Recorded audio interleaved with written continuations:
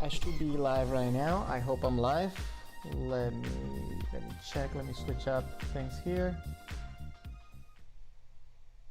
Hello everybody. I hope you can hear me. Let's see. Let me put a little bit of music in the background.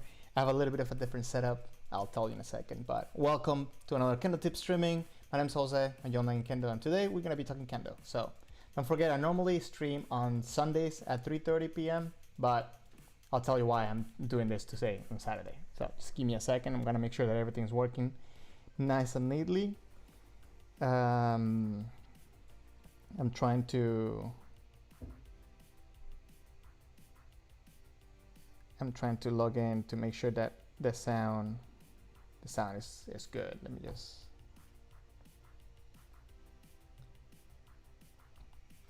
okay. I think we're good. I think everything is running smoothly. Let me know what you think of the new setup. I just moved in here, so I'm still setting up everything, and hopefully I can like do a green screen effect thing going on here. So that'll be nice. Just give it a couple minutes for everybody to start joining in and making sure that everybody, gets situated. Let me know you're here. Say hello so I can say hello back. And I have something that's been puzzling me for the past couple of weeks. I kind of want to share with you and kind of get your opinion on it. But yeah, let me just put the chat out here so I can see it while people talk to me, and we're doing all this stuff. How was your week? I hope everything was good so far. If anybody's been training, let me know, because I want to know who's been training, who's the people that have been doing Kendo out there, and I'm jealous. Also, I'm gonna be playing some videos that I don't know if the microphone is gonna pick up the sound of my computer, so please let me know if it's doubling. I'll turn off my volume if that's happening. Hopefully we can do a quick little test run. Have a quick video here. Let me just transition here. And I don't know if anybody's seen this type of training. That's actually, I kind of want to try it because it looks hard, but it looks interesting as well, so it's just different. So look at this. And let me know if the computer audio is a little bit too loud for you.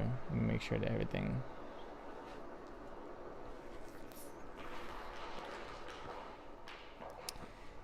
I realize that it gets a little bit choppy sometimes. So hold on, let me switch this right here. See if that's better. Oh, wait, hold on, I'm having a little bit of technical difficulties here.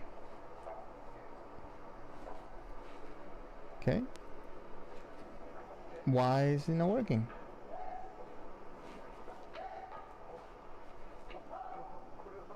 Okay, hold on, because now I'm having like real technical difficulties here. Let me add up a new window here real quick.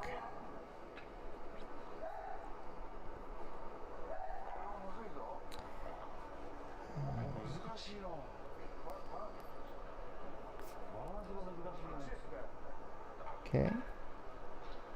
Okay, now you should be seeing it. But look at this training. Like, it's on top of like bamboo.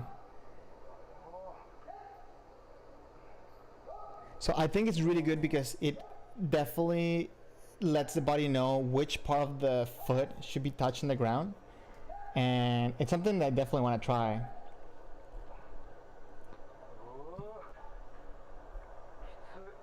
I don't know what you think. Like, is that something? Have you tried something like that before? Is this something that you've done? Something that you would do? It looks awesome, I think.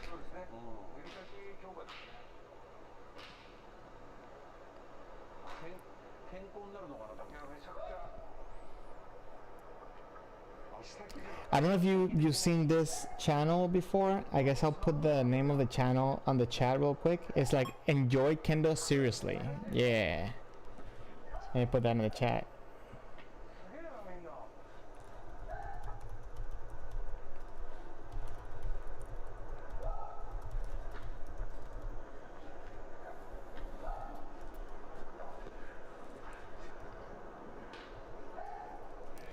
enjoy Kendo seriously. And even though like it's completely in Japanese, I feel like YouTube does a really decent job at the translation. So I don't think you need to worry about that. But like, look at this. I think that's because you have to engage your calf in order to keep support, and I think that's tough. That's tough. Definitely something you can practice with social distance.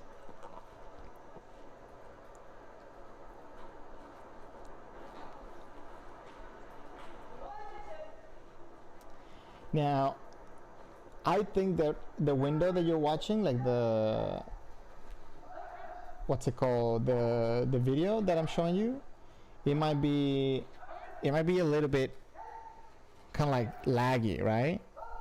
Kind of want to avoid that. I don't know why the window has been showing laggy for me lately. But I would like it to be smoother. But let me know if it's bearable or not, because especially when we watch some Kendo matches, I kind of want to make sure that it's actually, you know, doing very good.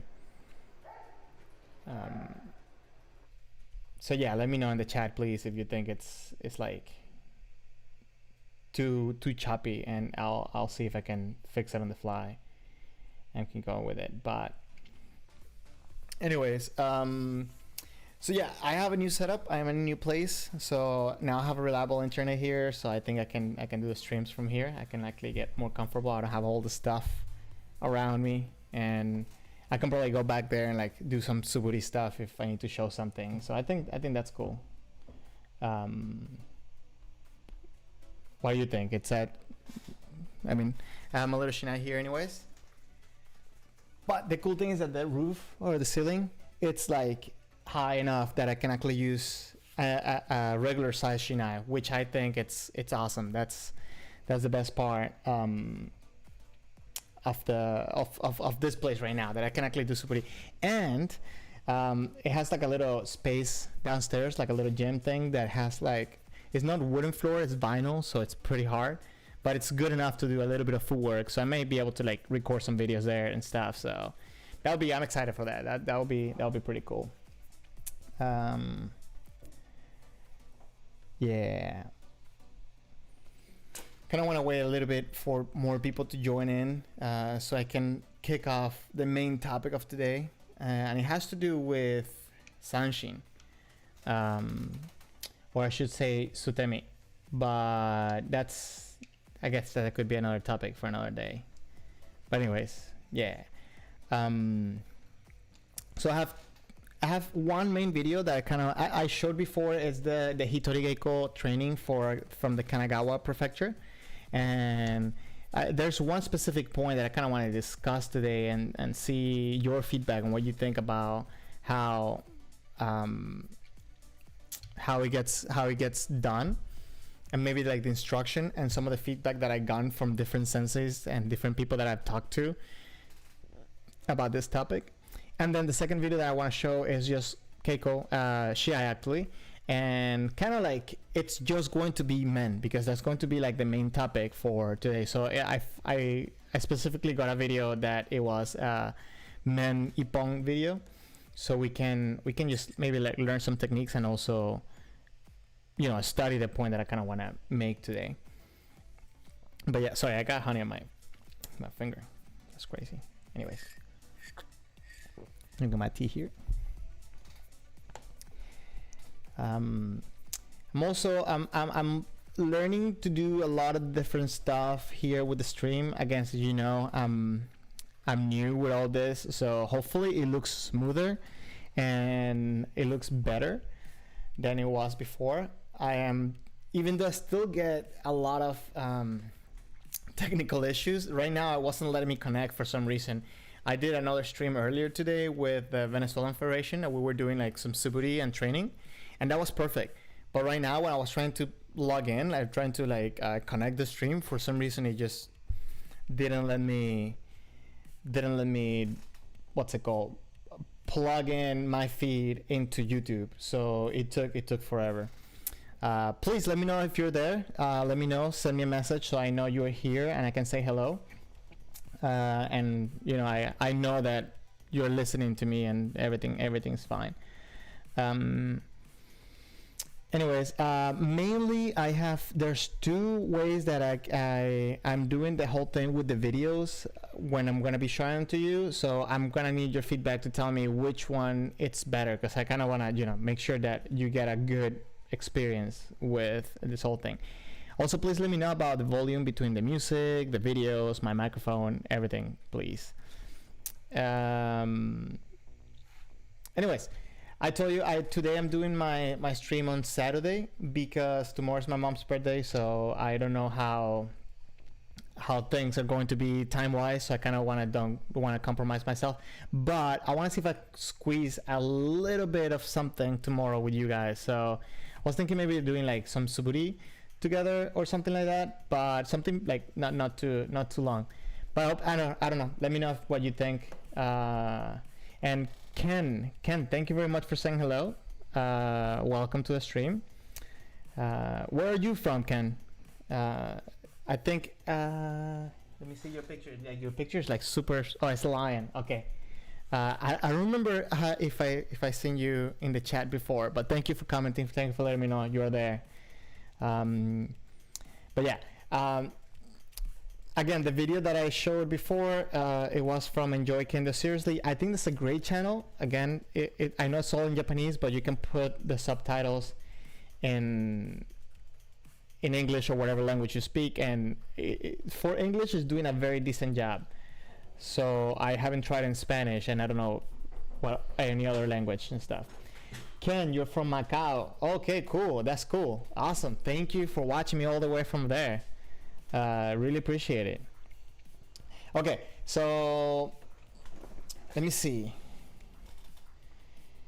One thing that I want to talk about, I guess the main thing I want to talk about today, it's an aspect that we saw in a video from that Kanagawa prefecture video, and is that after the strike, how the motion should be after the strike. And in the video, the sensei specifically says to after the strike, and again, I'm going to talk about men only, right? A hidden men. So after the strike, you should raise your hands immediately. So that's something that I've never been taught that way, and I've actually been discouraged from doing that. They always tell me to not raise your hands. So I'm gonna show you the video, and then I'm gonna kind of share some of the conclusions, some of the things that a lot of my friends and other senseis that I've talked to have told me about this. And so we can, you know, like we can have a little bit of a discussion from that. Okay, so let me go back to the window here, and let me transition here. Right there. Okay. Again, this is another video that I was showing before, and that bamboo training. We can probably watch some more of that. But watch this. So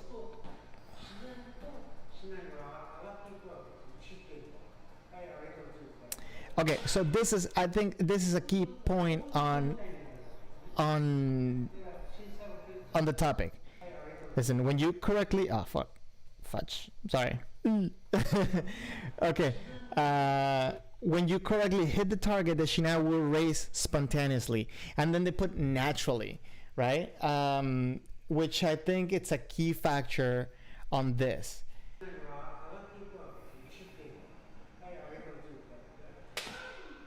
But I personally think that the force that he put on that shinai shouldn't naturally bounce up that much, right? So in a sense, he's raising his hands, he's bringing his hands up after the strike. Let's keep going with the explanation. And he says the arms have to got to be high, like that, right? Like high, so that's bringing the left hand above the face. Mind you, I kind of want to make a quick little disclaimer though, because in here, even though that he's raising his hands, he's not raising his hands above his head backwards, right? He's kind of like keeping them in front of his body, which I think is very important when we're going to talk about sutemi and the momentum to create speed for sanshin, right? Or speed to go through.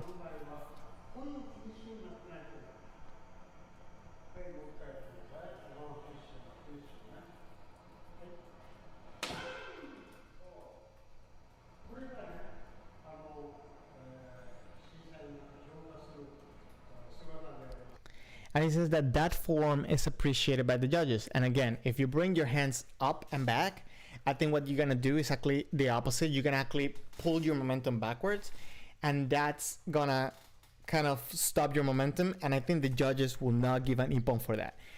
But when you have them forward, and again, I'm not telling you to raise your hands, and we're discussing here, by the way. So when you have them forward, you're pushing your momentum forward as well. But we're gonna please stay tuned, because there's more to this. Thank you, Ken, for the feedback. Yeah, I mean, like, this has been a point that has been puzzling me for since I first showed this video, which I think is more than 2 weeks ago, and I've just been like going at it.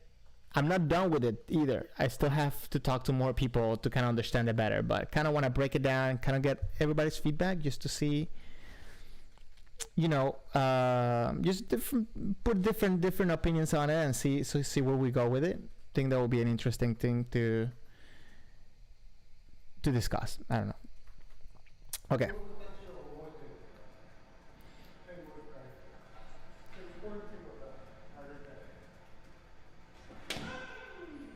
Okay, you see that follow through, that like right after that hit. Sorry, let me put it back a little bit further.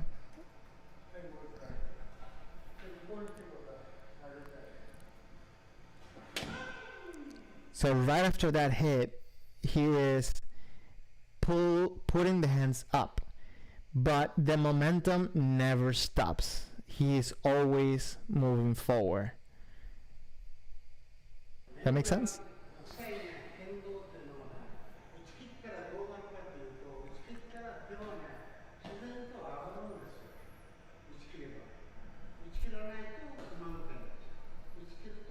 Okay, I think this is a very important point. When you strike at the risk of, okay, so when you strike before this, there's like a little, and you can watch this whole video. You know, I don't want to just take too much time. You can watch the whole video. And before, in the section, the introduction to this, the introduction said kind of attacking like your life depends on it, right? Like with your whole life. So that's kind of like the concept I think he's trying to communicate here, is that you strike at the risk of your life. Your arms rise up spontaneously. So it's like you're throwing yourself, you know, life or death type of thing, without holding back. There you go. So, and I think that this is a good point, that if you don't throw yourself out there, if you don't put everything you have to go forward, your arms will not raise up because you don't have the momentum, you don't have the power behind it to do that, to bring yourself forward and up.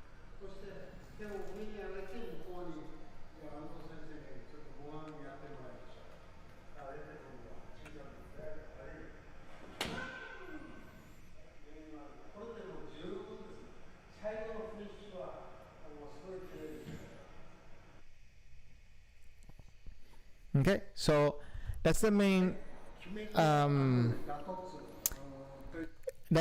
topic that I kind of want to talk about and discuss today. I want to just roll this point just so we don't leave it out of context, but I think this point might be an interesting thing to see to talk about.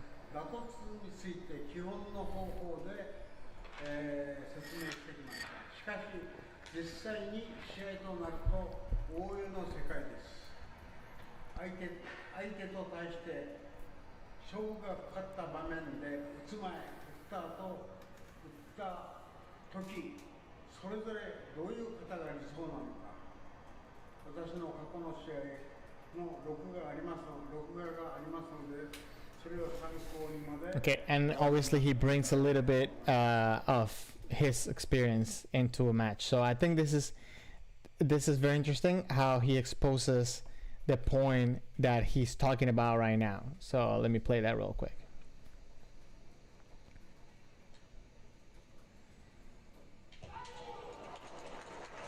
Okay, very quick, very sharp, and then right after he's gonna have a slow motion there.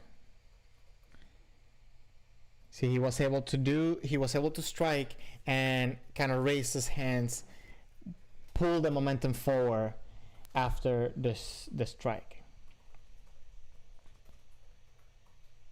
Again, I'm not telling you should raise your hands. You didn't learn this from me or whatever.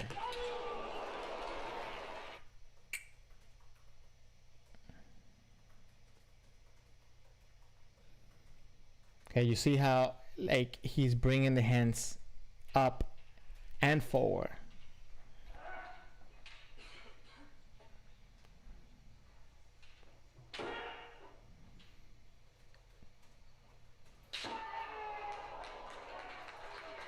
That's such a sharp hit. That's this great hit.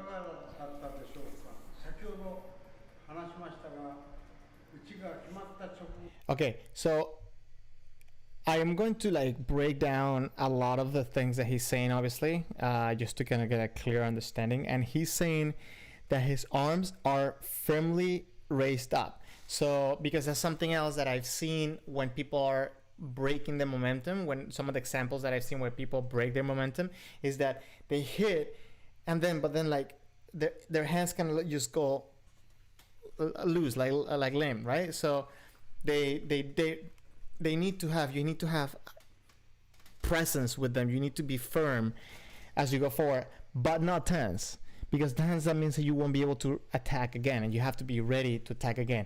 And that's the part that I want to discuss about Sanshin. With Sanshin is that you should have that readiness for the next attack. Yeah.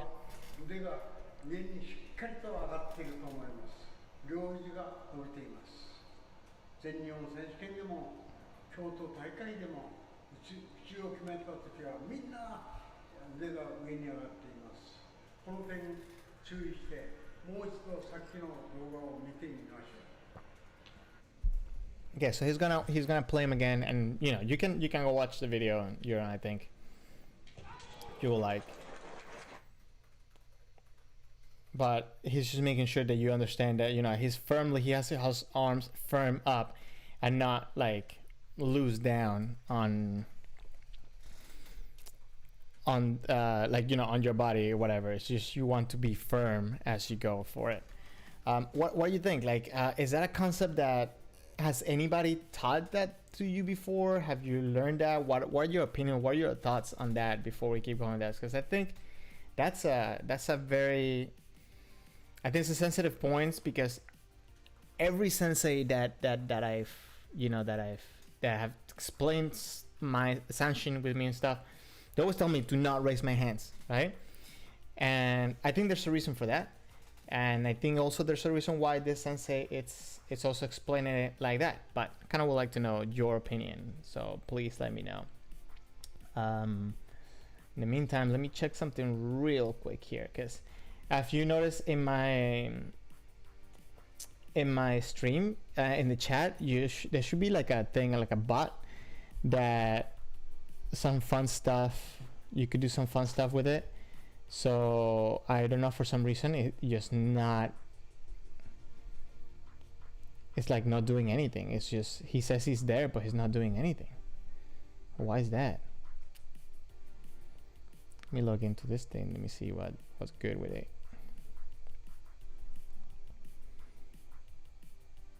I think, okay, because I'm supposed to, let me see, I can do able,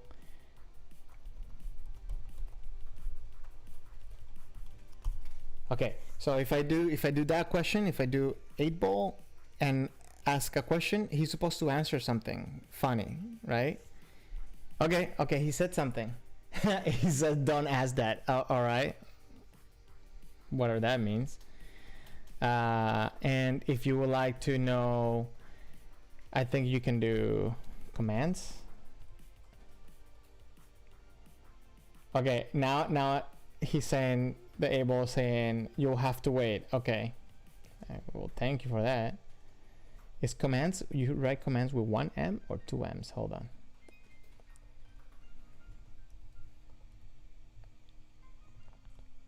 It's 2 M's, right? You see, and if I do that, it should give me a list of all the things that I can do with the robot thing. Oh, okay, so it gives me a link to follow, to go check out the commands. Anyways, before I keep going, I want to remind you that I've been trying to get together some people to play some games together, maybe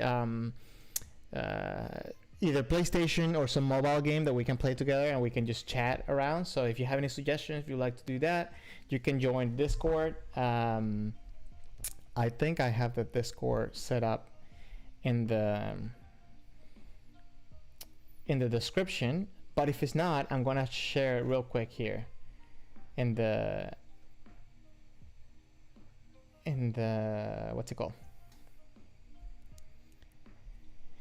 in the chat. So give me 1 second, I'll invite you. I'll send an invite to the thing. Okay, and that should be an invite to the Discord. So if you also, like, if you want to just come in and ask any questions, you can do that too. So yeah. Yeah, Ken, like, thanks to 8-Ball. Yeah, like, very sarcastic 8-Ball, I guess. I've seen some people out there getting in. Please let me know that you're here. Say hello so I know who's here and I can say hello back to you. We're talking about men and Sutemi and what you should do after the men. So one thing that okay, so based on that question that's been troubling me so much for this past weeks, should you raise your hands after the strike or should you not? So it's a little bit of a misconception. So the people that I talk to, they're telling me that sensei that you saw in the video from the Kanagawa prefecture, he's a very famous and very, like, important sensei. So a lot of the stuff, you know, like, he's very respected sensei. Both of the senseis that you saw in the video, both of them are A-Dan, Hachidan. But someone told me, but maybe not everybody follows his beliefs, right? Now, someone else told me that maybe what he's trying to say is to make sure that you don't break the momentum. When you hit, after you hit, you should go full forward and use all your momentum forward. There is the understanding that you gotta make sure that if you're gonna raise your hands, you do not raise your hands above your heads and back. Like, the tip should be forward and your hands should be forward. So if you see all of the examples that he gave and some of the ones that I'm going to show you from the next video that I'm going to share are going to be with hands, like, you know, like after the hit up. Now someone else told me to understand that the mechanics and the functions of big men and small men are different, even though obviously the results should be the same, right? But when you are doing a big man, you have a little bit more of a downward forward motion, even though you shouldn't hit down, right? You should hit forward, but it's more, the energy kind of disperses differently. And when you do small men, the shinai should bounce off.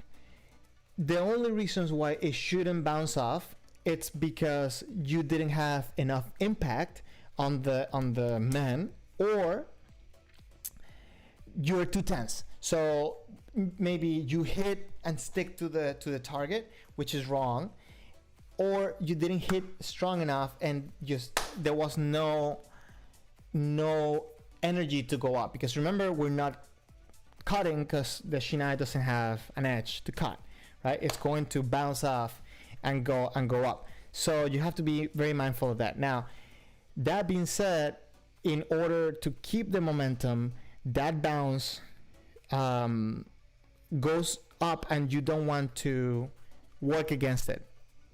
Just to put it that way, I guess that will be the best way to explain it for me, I guess. You want to make sure that you keep driving that momentum forward and you keep driving through your opponent with intensity.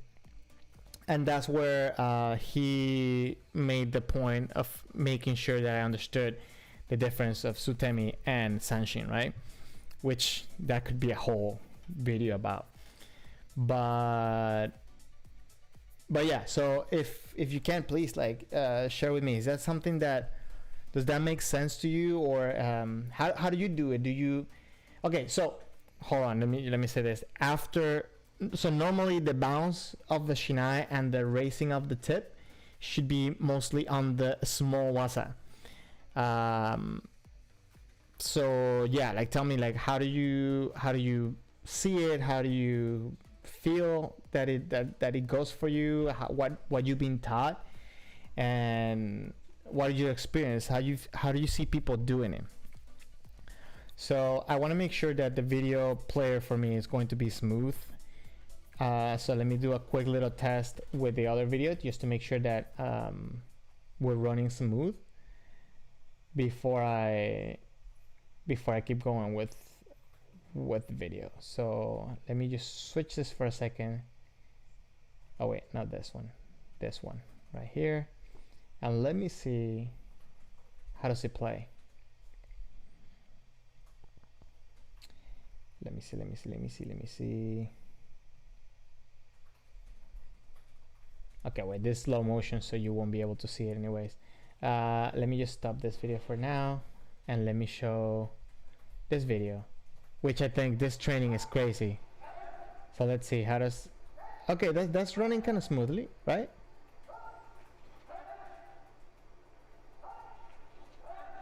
Is it running smoothly for you, or is it too choppy?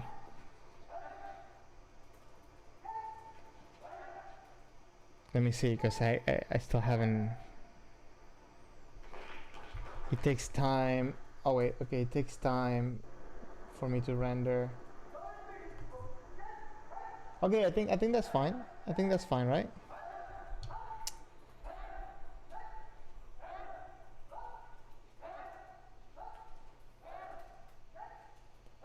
Okay, okay.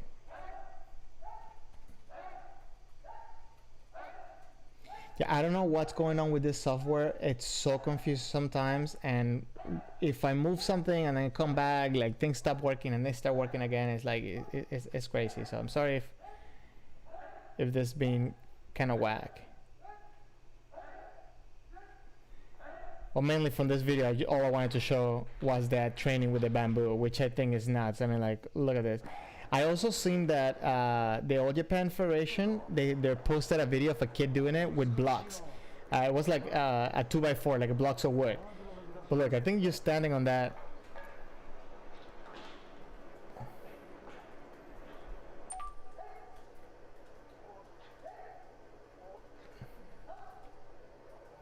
I think it's a great training.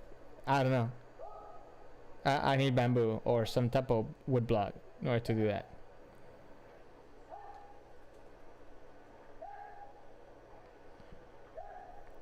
If you do this, please take a video and put it on Instagram and tag me in it, because I want to see people do it. That'll be awesome.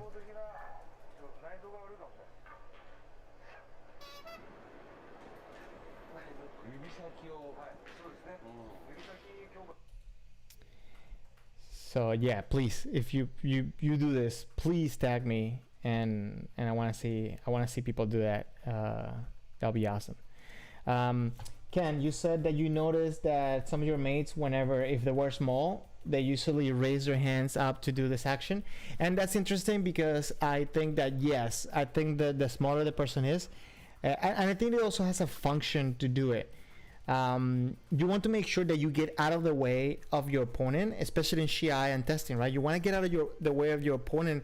And if sometimes when you keep the hands down, maybe you clash between like the mune or the shoulder of the person, the man, your face might get cut up. So sometimes maybe I feel like I may do it to get away from getting stuck with a person. So I think that's valid too. And I think like if you're shorter than the person, you might have to exaggerate that a little bit more in order to not stop your momentum. That's something very interesting. Yeah, thank you for sharing that. Okay, so we're going to see a video from Let's Kendo, which, by the way, I don't know if you knew this, but yesterday he was doing a live streaming of a tournament in Japan, which I think was interesting to see, kind of like the social distancing practice that they were doing before going into the court, the different teams and stuff like that. I think that in itself, that I think that was very interesting. To be honest, I didn't watch too much of it because it was lagging a lot. And it kind of got boring to watch like that. But it's cool that he's doing that, or they doing that, because I believe that's a company rather than a person. But yeah. So tournaments are back up. I think that was a school though. It was a high school. I know like police tournaments and stuff like that. They are, as of right now, for what I understand, they are stopped. So yeah. This video that I'm going to show right now, it's going to be from Let's Kendo, and it's just a compilation of men strikes, or men ippon. And of course he does those fun intros.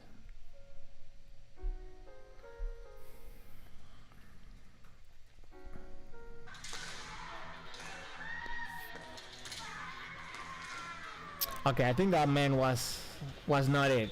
That's not it, Chief. Let's see one more time. I think that was a little bit too sloppy. Okay, so notice that his end position, he's trying to keep his arms up. But I wouldn't use this too much of a good example because that didn't look too good, in my opinion. Okay, that's Hikiwasa. But hey, Hikiwasa is super important.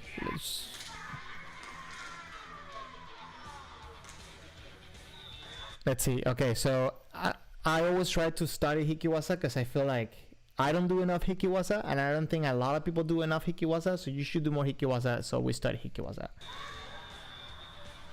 Much. Okay, so before he got into the position to strike, he already had his hands at a comfortable distance. He's definitely not clumped in here, right? Because I feel like that's a mistake that a lot of people do, is that they keep their hands way too close when they're supposed high, where you should have neutral kamae distance. And then obviously he has the distance to go out and make that opening and hit that man. Let's see.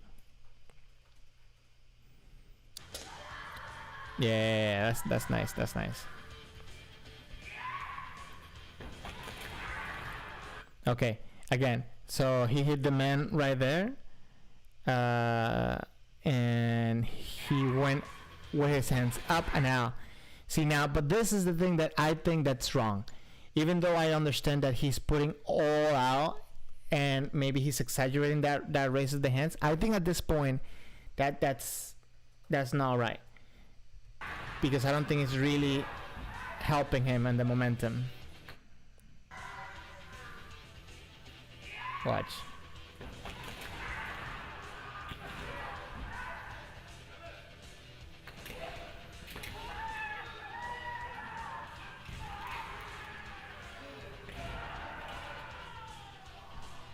And you see, like, all of the men that we're seeing how they finish with the hand above their face, which is something that, it's not necessarily something that I got taught. Oh, this is Takenouchi. The person in white on this one is Takenouchi. Just so you know. So I'm guessing he's the one that's gonna get the ippon. Okay. Well, yeah.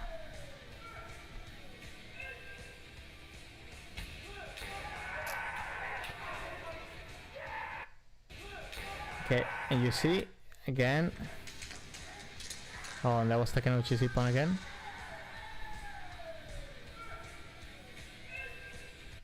Let's watch this one slow motion. I'm kind of curious about this one.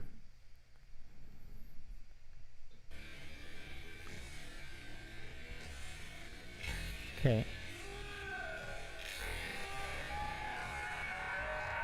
Like, you see, once they make that hit, once they make that strike, the first one he missed, and he did something I really don't like. I believe that this is high school at this point. I need to look it up. Let me see. I can't. It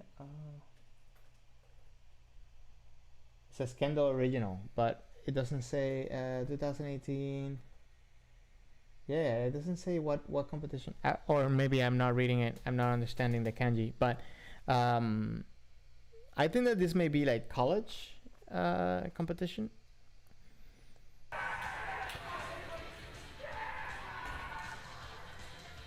Takenouchi on the white again.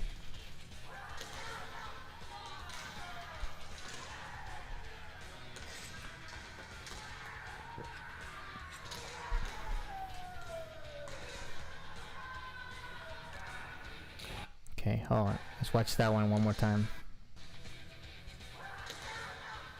Not that one.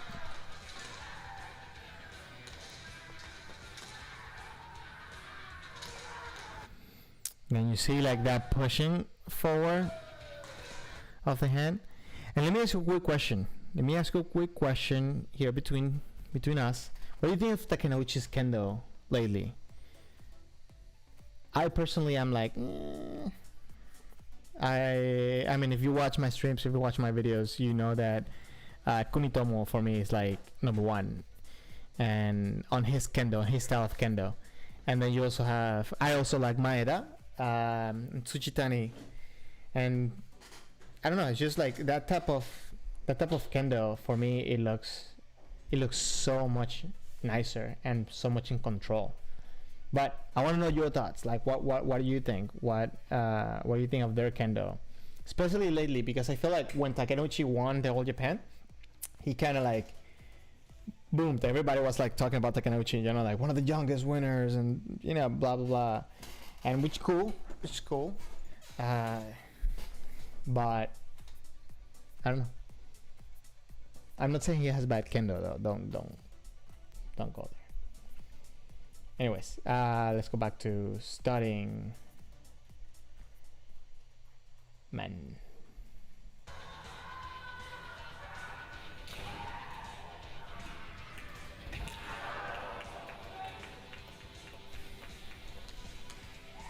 Okay, so that one was a little bit interesting, right? 'Cause and here is where I think the reason for the sensei explaining about raising the arms. If you notice, by keeping his arms firm and pushing forward, he's able to continue his momentum.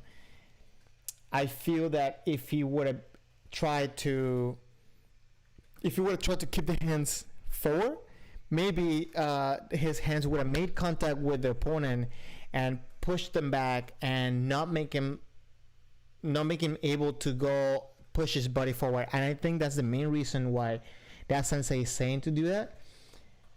I think it could be open up to a lot of maybe misinterpretation, because again, I know for experience of myself is that, you know, we always try to emulate this Kendo, right? We watch videos and we try to do the things that we watch in videos, and not necessarily we always pick up the good things, or maybe not necessarily we always pick up the good things and do them right. So that's something that I kind of wanted just to make sure to bring up, because I know that we watch a lot of videos, we try to emulate them, and I know it's a problem. If senseis are saying don't raise your hands, it's for a reason, and I feel that maybe people are raising their hands and maybe also they're raising their hands wrong. I don't know. Let me know.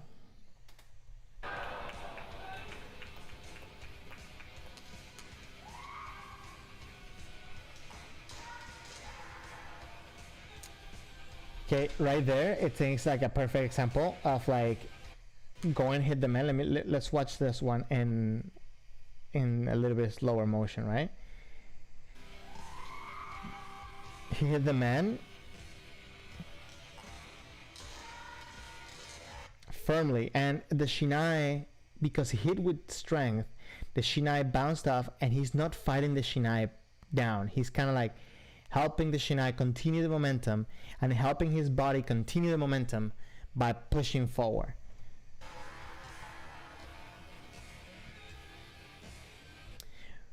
Which, 1 second, let me go back to regular speed. Okay. Which, by the way, is really hard to do if you don't have a target to hit. And the reason why I said this is because obviously after I started watching this and thinking about this, I tried to kind of replicate it by myself.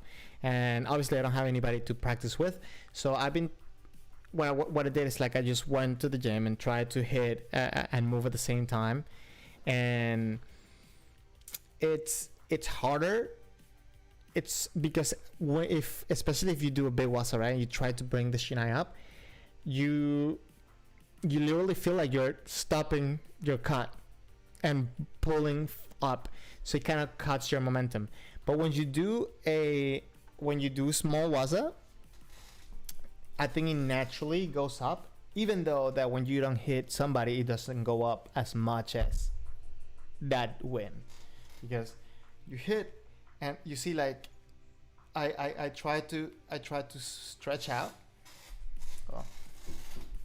I try to stretch out, and as soon as I stretch out, the same shinai in my wrists, they kind of do a little bit of a,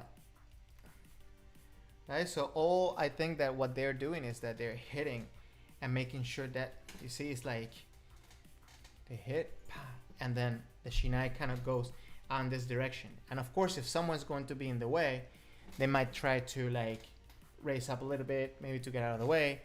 And I think it becomes more obvious when you are doing especially like a long lunge, or maybe even a short lunge, but like with 100%, that your body might, after the hit, might start like gaining speed, that you might raise up your hands a little bit more up.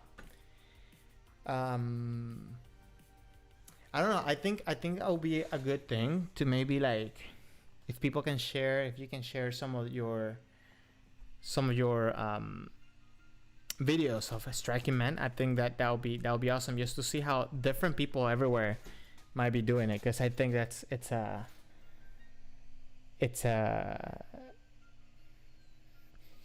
I think in Japan, obviously, they do it a little bit different that we're used to doing it, and I think that maybe we're getting a lot of like confusing information. So I don't know, I think it might be helpful. So let's go back to the video. Don't worry, I didn't forget to switch. Oh, that was hard. Hold on, because that one had a lot of energy. That one had a lot of speed. Not that one, not that one.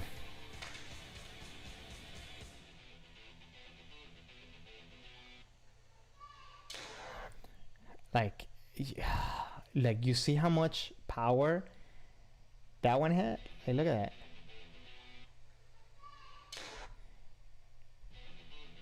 Actually, you know what? Let's watch in a little bit of what's it called, slow speed. And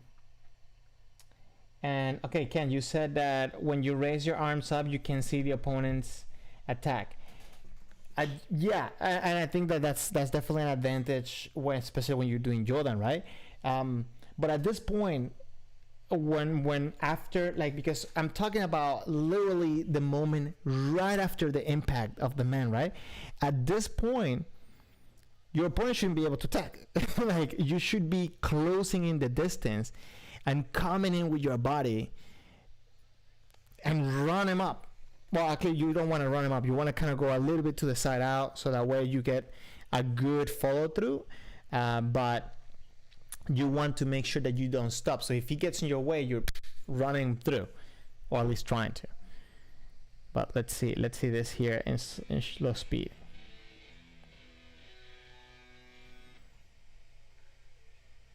Look, okay, so this is very interesting. Like, he is setting himself up, he's anchored himself on the left leg, he's moving with the left foot, and now I think I know I just saw this, but I didn't pay attention to this. I think what he's doing right here is faking the right step. So it's gonna look like he's about to step, and then he's going to launch forward. Let's see. Yep. Okay. You see, he looked like he was gonna put the foot down. He pushed with the left, and look how high his tip is going up, right? And then when he hits, look at the position of the body. And look how much the tip went up. Hold on.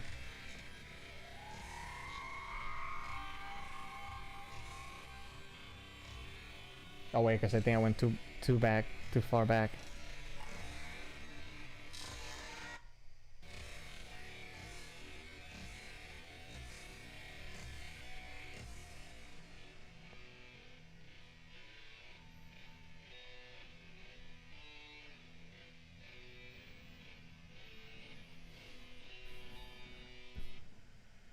Look, put the foot.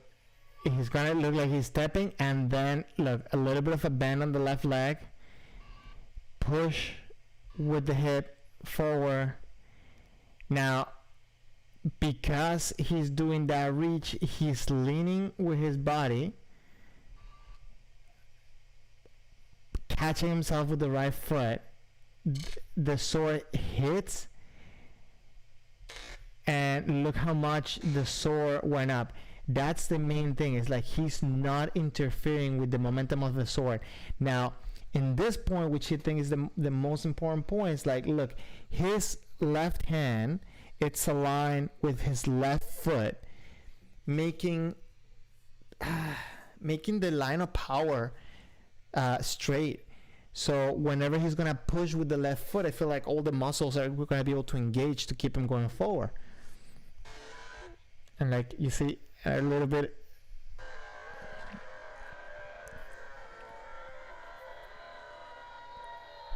and look how much energy he had, that he had to keep going forward, right? That thing, that's very, very, very interesting. Let me see. Oh, Ken, you said that I'm right. Well, thank you. Appreciate it. Much appreciated. Okay. Let's see.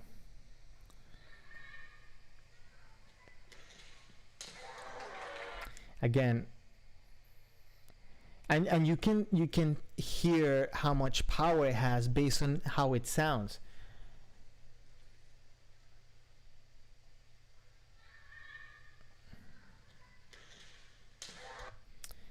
Now, I have a question for everybody that's here in the stream right now, based regarding a man or any small waza, right? Let me see. Let me play this.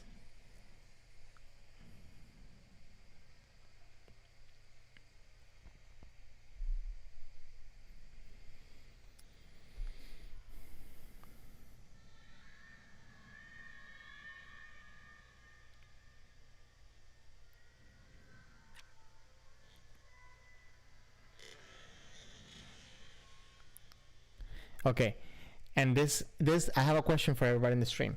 How are you taught for hitting men? Like, how much should you raise the tip before you make the strike? Because I know a lot of people like to say that they want to be compact, right? Like as compact as they can. And I hear also some sensei say that, you know, you want to create momentum.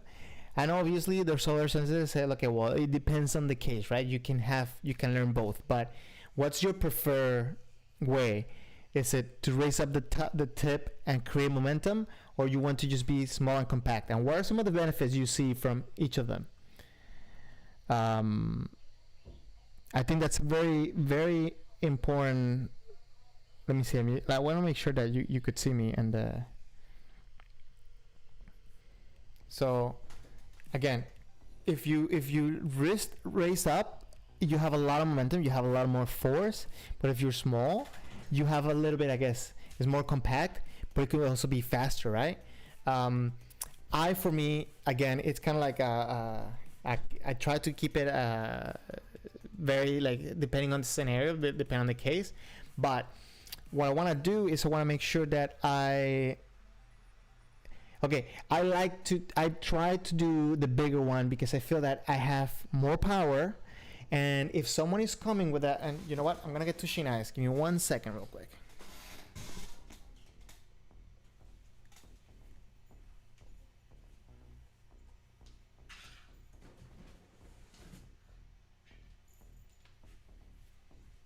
Okay.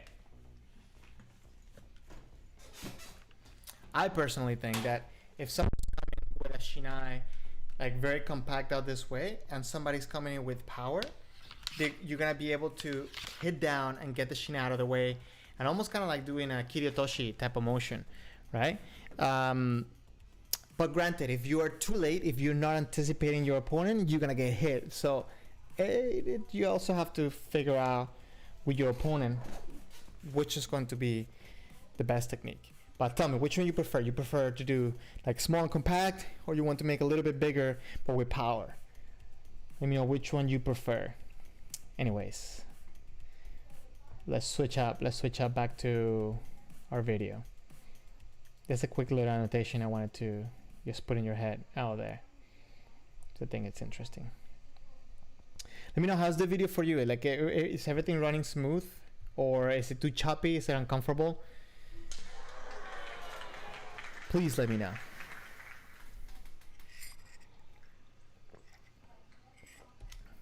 And again, if you're just joining us, okay. If you're just joining us, please send me a message so I know you're there and I can say hello. And let's watch this Jordan Ippon real quick. Okay. The approach that the guy in Chudan is having against Jordan, I think it's a little bit like, what was that? What was he doing there? Like, wait, what's he doing there? Let's just watch that for a second. Like, he's gonna do like, what? What was that? Okay, so we have to be, I think, we have to be purposeful in Shiai. We have to be, every motion we do has to be with caution, because maybe he would have done that and the person would attack and he would have gotten, because he was just like doing that. I don't know. What do you think that was? I got, oh, Steven, how you doing, man? Nice to hear you. Nice to see you're here. And Ken, you now prefer the small motion, right? Like the small motion for the men. Were you doing before bigger motion? And also, there's one thing about small men that I'm going to talk in a second. I just want to say something to Steven. Steven, I've been looking at Ghost Tsushima. Man, right now I'm kind of broke. That been looking like $50. I'm like, okay, let me wait for it to go down in price. But when it does, I'll hit you up so we can play some multiplayer of Ghost of Tsushima. So right now I've been trying to do some free games because I haven't invested so much in my PlayStation. Sorry. But anyways, I want to talk about a little bit that the motion of the man, and it's a habit that I'm trying to make aware of more people, because I feel that a lot of people are not let me go back to the big screen, are not really like picking up. And it's that when we're doing small waza, especially fast, especially like different continuous waza, we tend to use our right arm to bring the sword up, and that takes energy and time and takes away power from your strike. So ideally, if you're doing multiple waza, or you're doing one waza, like one technique or multiple technique, you want to make sure that you want to not pull your sword up with the right arm. Everything when it comes to power is from the left hand.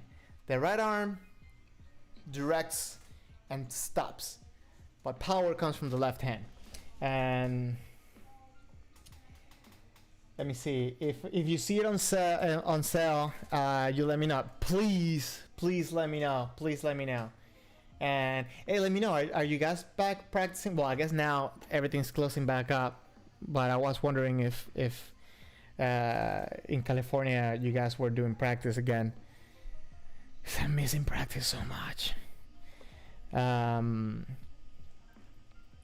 So Ken, one little thing. When I mean bigger motion, I don't mean big motion, big man. Both of the motions that I was talking about, I'm talking about for small men, because there's a big difference. I think that you can create more power with the small men, and then you can do smaller men this way. And if you watch Kunitomo's, I think All Japan's compilation of Ippon, he has a lot of good. It's a good show on diversity on men's strikes. I think you should watch it. I think maybe we can do that at some point too. Maybe I showed it already. I'm not sure, but if you watch Kunitomo, I think that's always a good thing to watch. Anyways, what was that he did that? He got hit for doing that.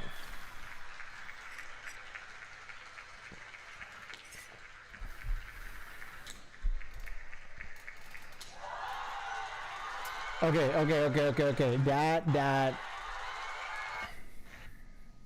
That was sneaky, a little bit sneaky. Let me watch this real quick. He did a little bit of a motion, like change of the angle right in the middle of moving backwards.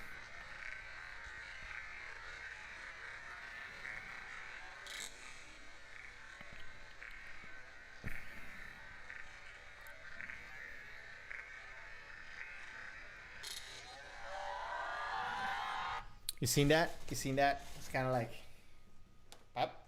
Well, he was like kind of like looking at here, and then when he hit it out this way. You can see that I don't do that normally, right? But kind of he got it out of the angle. I think if you practice a lot of different angles, like Yokomen or like Sayumen practice, you should improve on that. And granted, he's doing it here out of the center line because of necessity, and that's why I feel like sometimes Shiai, or maybe a lot of people think that Shiai ruins your kendo. He did it out of necessity. That doesn't mean that that's the kendo he does every day, I think.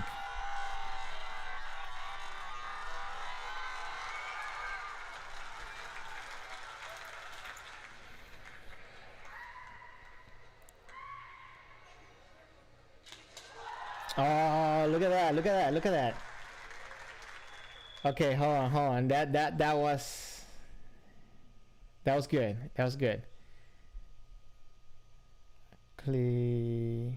Oh, I can improve the resolution of this video. Maybe you look at it, you'll see it better too. Let's see.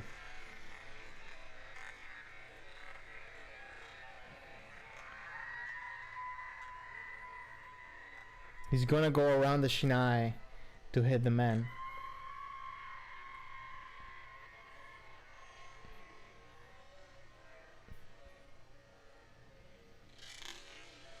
Bam! Right there. Oh, I went back too far. Hold on.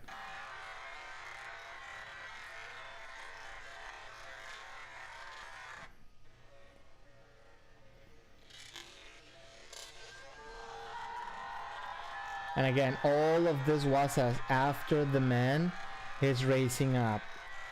They're racing up, and again, even though they're raising the hands, they're not doing this in order to celebrate. You want to avoid looking like you're celebrating. You want to just make sure that you use your momentum to go forward.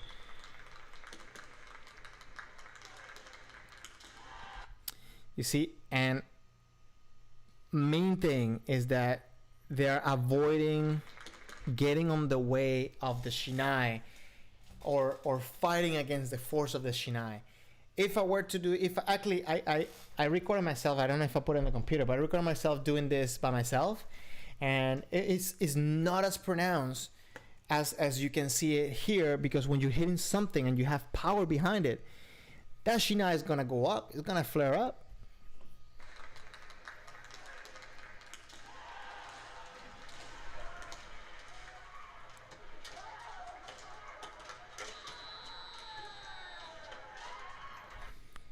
Okay, who out of these two right now, you said a little exchange. Who do you think will get the ippon right now? I think it's an interesting guess. I think white right now it's a little bit anxious, but red it's a little bit too holding back. But if I have to put money, I guess I'll put it on red right now.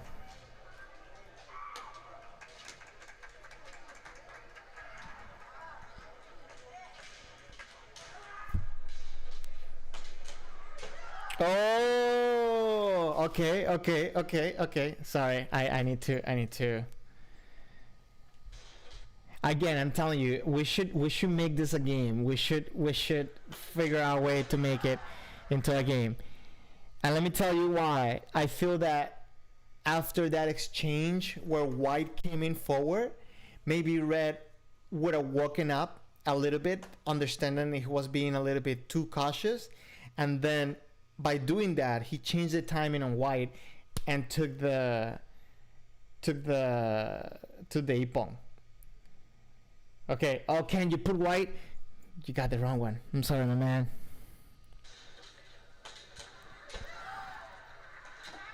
But for let's analyze what we're here for. The raising of the hands after the hit. Let's see how does he do it. Okay. So again, it's not that he's pulling the arms up. He's allowing, because this is very important.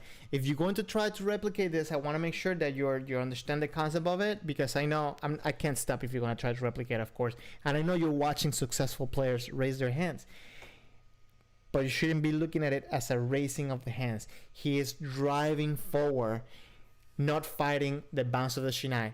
They're trying, or they're keeping the shinai forward ahead of them. Again, right? So they're not bringing the shinai back, because that's when it gets screwed up. That's when it gets messed up. When like they hit man and then like you try to bring your hands back. Big no.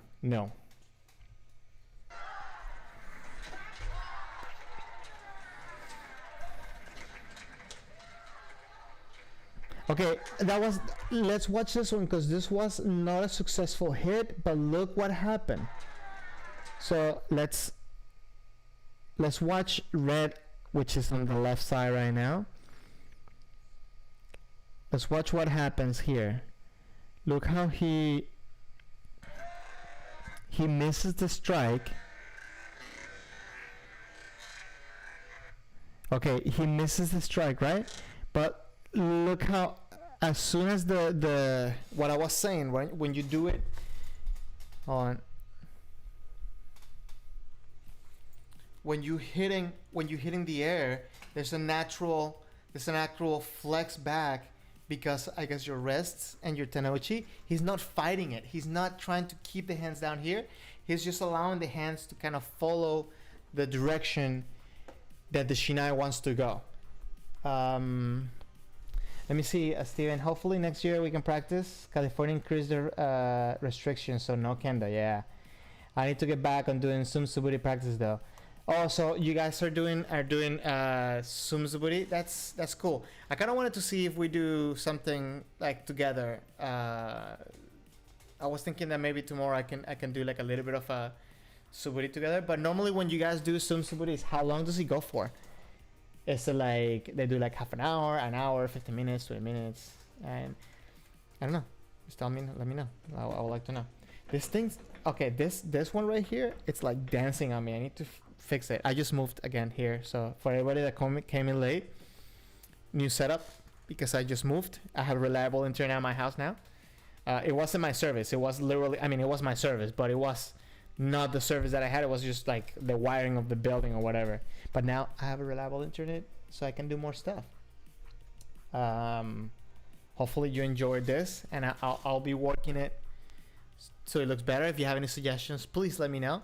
I can these lights were so cheap. They were like $30 for both of them, and look what they can do.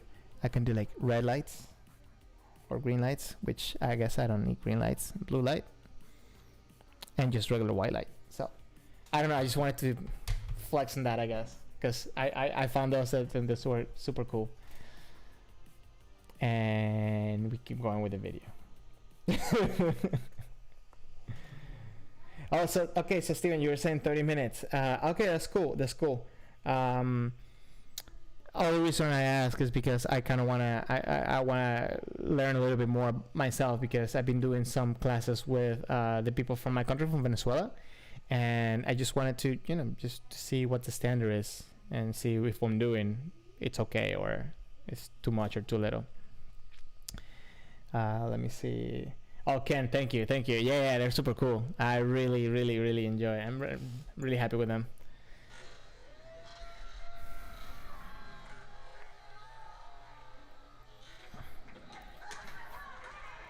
Okay. White. Yeah, okay, white. Good Ippon. Definitely good Ippon. And let's look at the hands after.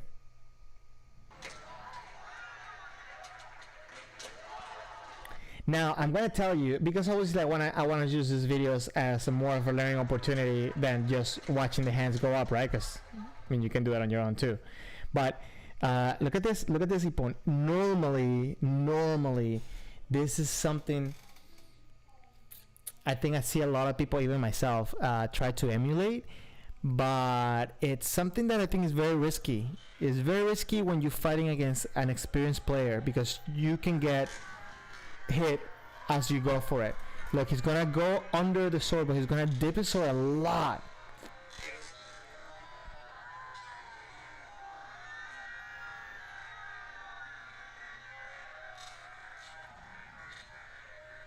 Look, you see how he went down a lot. If the person in red would have been ready and with a forward intention, I think he would have been able to get that man with a very light and compact, not light, but very short and compact man. I think that would have been very dangerous for him. Now he went again on the same side and went a little bit of a Yokomen. Now I think Alex Bennett or Kendo World did a video on this, kind of to get the opponent to move the sword a little bit out this way. And I think the reason why he did that is because when you go down, I guess you expect your opponent to do kind of this type of motion around and hit the man on the Ura side. Yeah, right? Yeah, on the Ura side. But he went like this, and then he went back into the same side. And of course, because of the angle of the opponent's shinai kind of in the front out here, but a little bit this way, he had opening in here and went bam. Oh wait, he even twisted it further. Whoa. There is more. Let's see.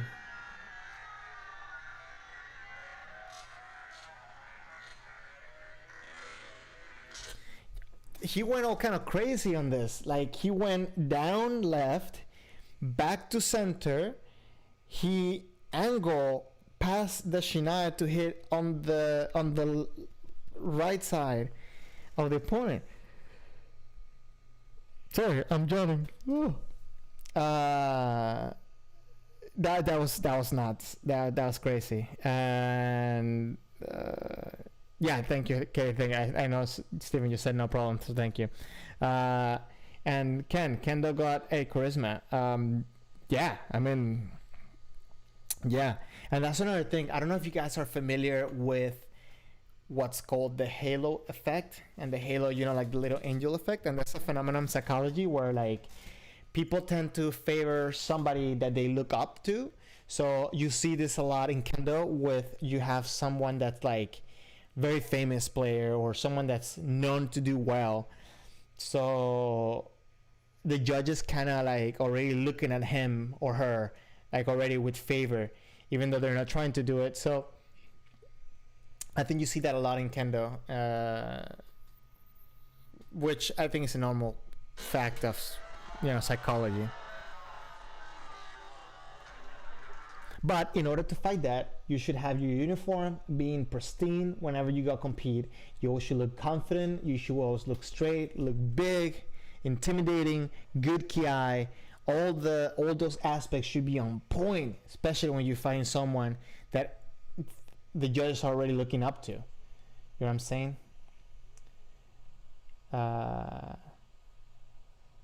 Your signature man waza. Okay, yeah, how we call that waza? Okay, signature, you're signing. That's funny. That's actually funny. That's pretty cool.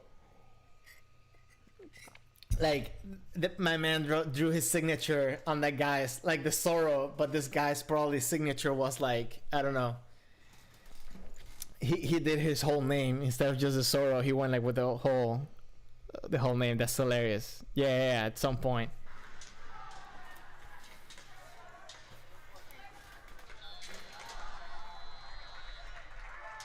Now, I'm gonna say that one of the biggest things that I'm starting to appreciate more on this type of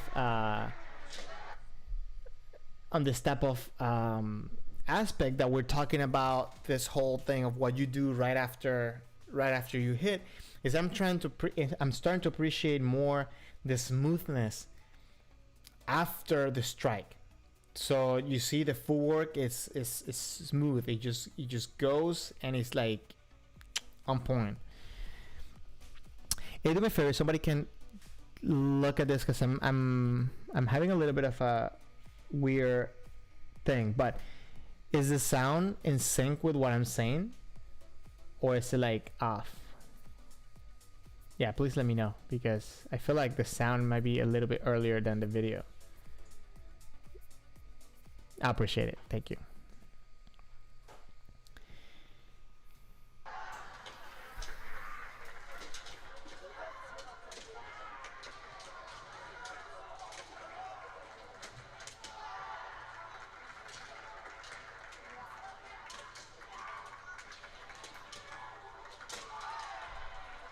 Like you see that man right there, even though that it was like a little bit oh, maybe I went too far. That man was a little bit uncomfortable, just to put it, for lack of a better word, right? Like it was like in an awkward position right there.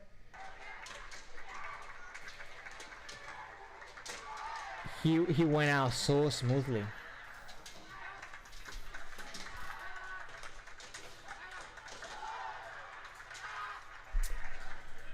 Now, this is another advantage of having the arms in a firm position. Look what happens here. He went in for that man. It almost kind of got into a spot where he's going to be tari, but obviously he didn't go back for Hiki, but he was firm. So even though the opponent was coming in with power, he didn't lose his sturdiness, and he didn't kill his zanshin.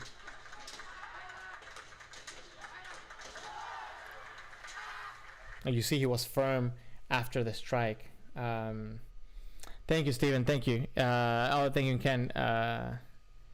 Awesome. Yeah. Because like for some reason the feedback that I'm looking at is kind of a little bit delayed.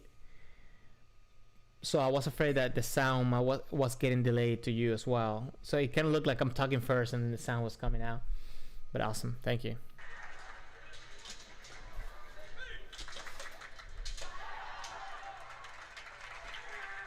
Okay, I kind of want to look at that one because one of the things that I like to practice the most is I-men, right? And that was, I think, a good example of I-men that both players went in with power. So let's watch this in a little bit of slow motion right there.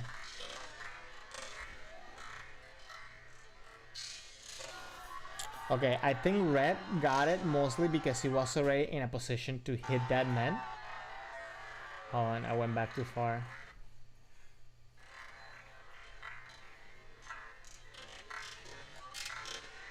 I think I went back to another one. So yeah, I think what happened on that one, he was in a better position to hit that man.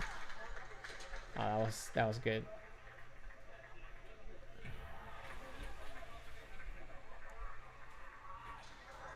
Okay, actually, you know what? This one's going to be a great example for what we're talking about right now. Look how...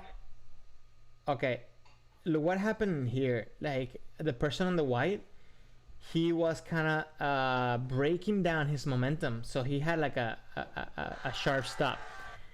But he was purposely breaking down the momentum. He was purposely trying to get him... Oh, look, this light's like in the middle of the frame, sorry. Okay, so... he wanted to break the momentum of the opponent, so he kind of brought his hands down.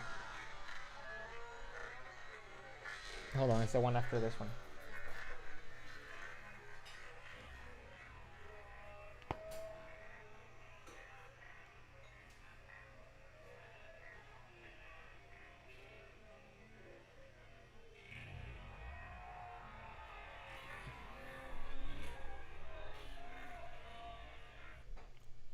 time.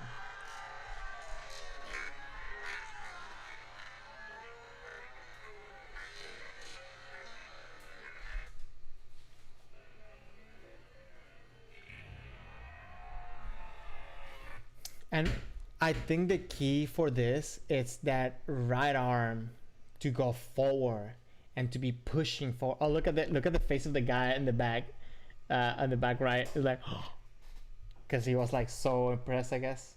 But that right arm, I think, is key to drive you forward. Remember in the video from the Kanagawa Prefecture Sensei, this video right here, he was saying to make sure that you keep your elbows, straight.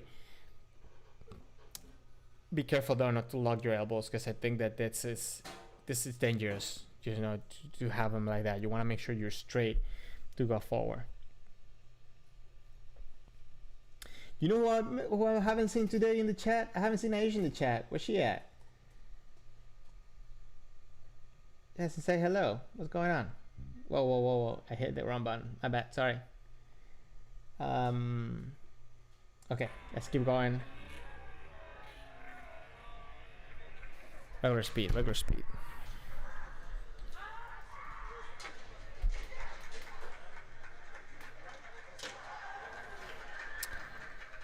Nice, Simon. Again. Okay, let's break it down a little bit.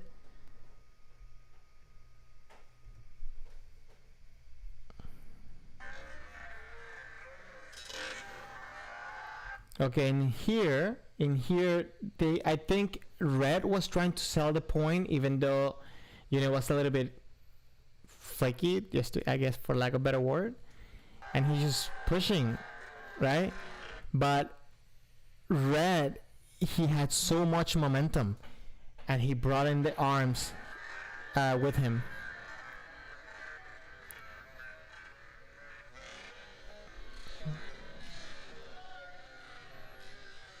Regular speed.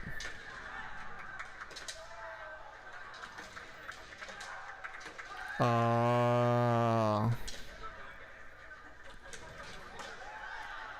wait. That was a surprise right there. I think what White tried to ski and he got caught. Oh no, hold on, it's not this one. What happened here? Yeah, he tried to ski and he got caught there, and he took advantage of the. That's sneaky. That takes a lot of what's it called? Adjustment, to execute that.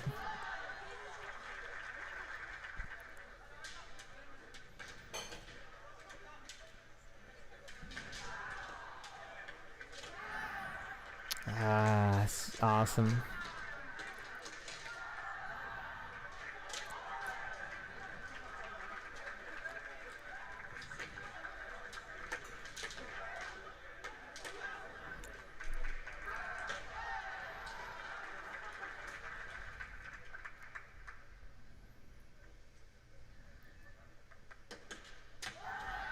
Wow.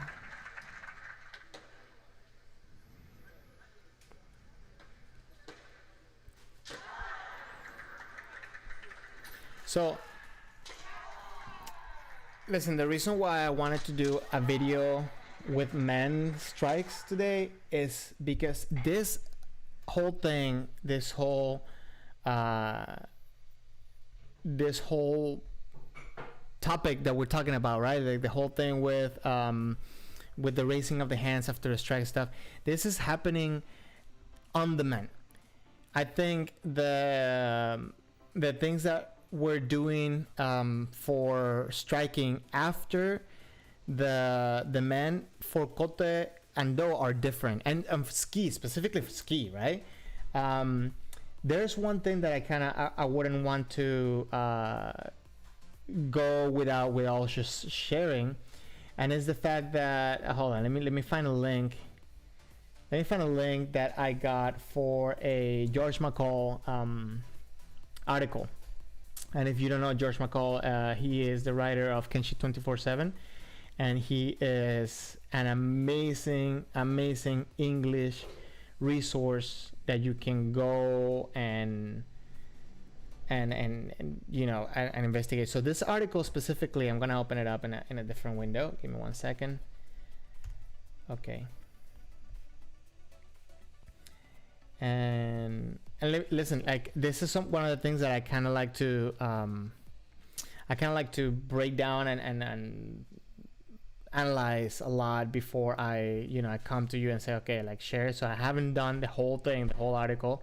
I haven't processed it completely yet, but he also has a video on sanshin and different motions that Andy Fisher from the Kendo Show made, which I think it's also great. I think read the article, and as you read the article, go and go watch the video as well. But one of the things that he's talking about with the part of sutemi, right? Which I don't know if you're familiar with the concept of sutemi. Hold on. So I'm gonna just put you in this part right here where it says, by attacking with sutemi, not only will you naturally be ready to face another counter attack by the opponent, but in fact no opening for your opponent to strike will appear.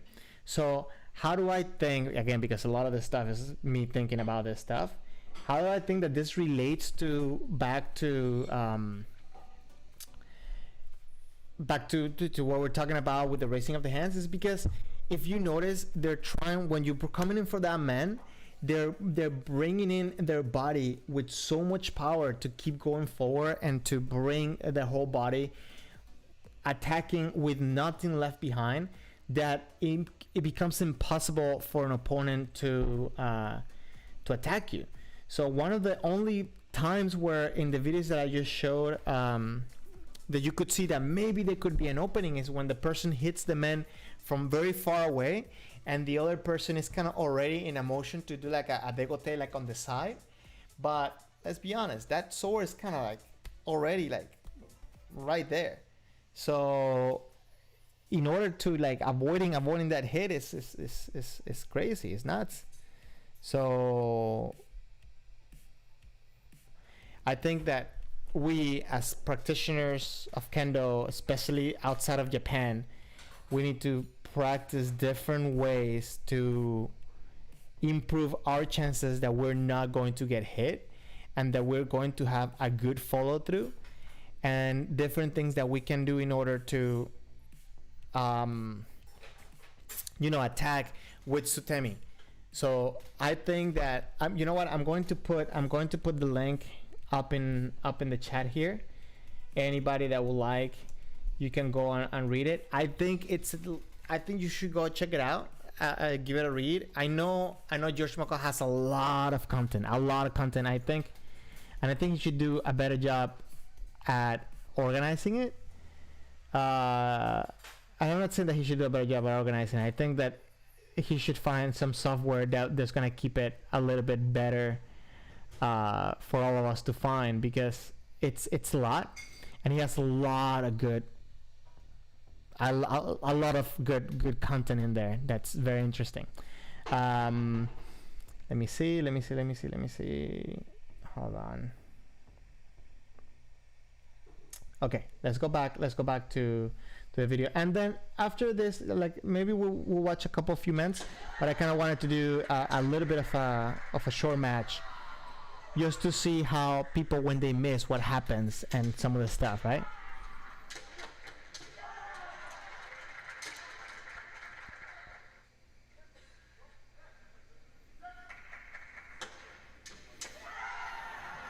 Oh, nice.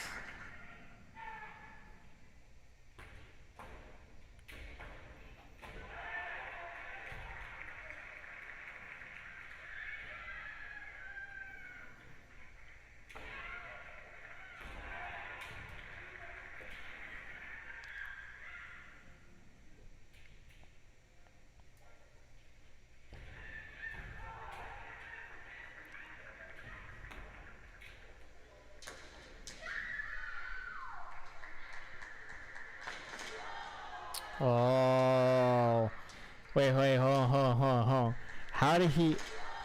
how did he deflect that kote? Let me see. That's a crazy counter with that man. But how did he deflect the kote? I couldn't see it. Or the white just missed.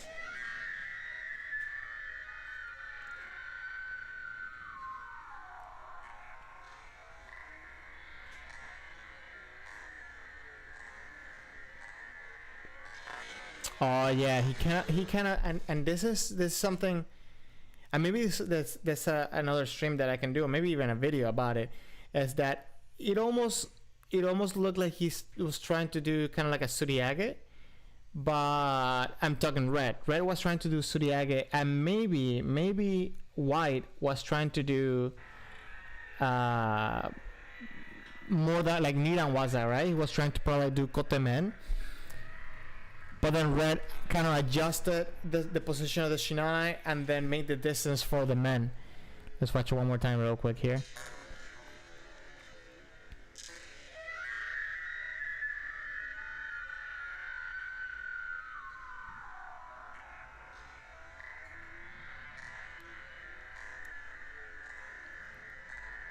Yeah, you see how red is kind of making the distance going backwards.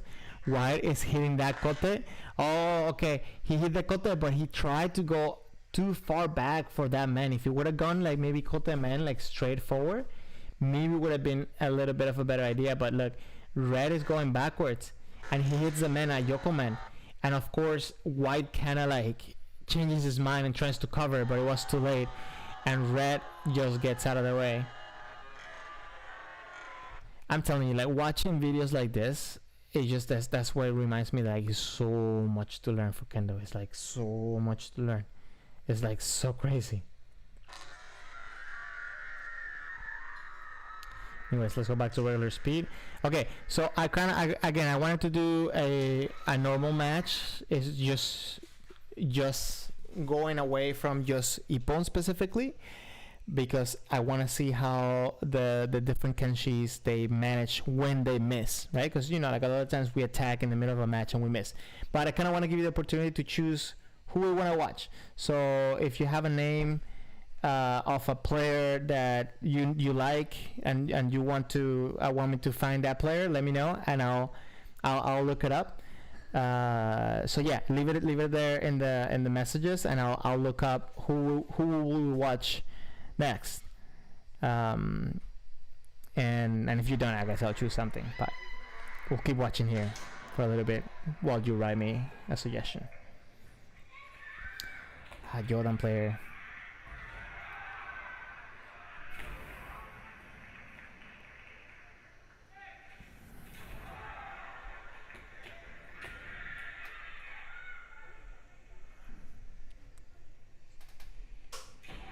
Oh, and those two kids, those are strong. White took that point, but I think that White took that point because it was coming with momentum while Red was kind of standing still. See, and he had that opportunity, and that's why Shikakewasa or Ojiwasa, you don't want to be standing flat on your feet. You want to always have that momentum forward. That makes the difference between life or death, or Ippon and no Ippon.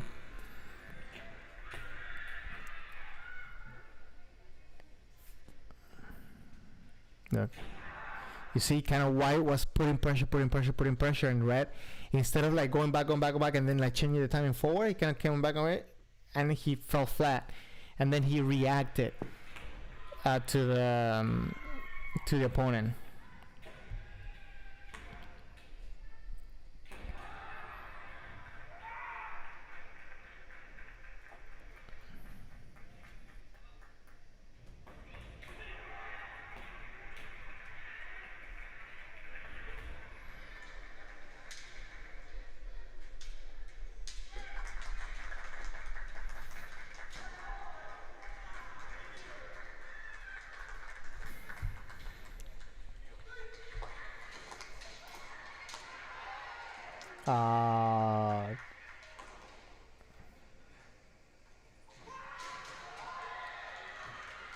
Okay, that was a little bit nuts. Let me watch a little bit of that again. Hold on, because that was like a man, and where he get that man at? Hold on, let's put that in a little bit.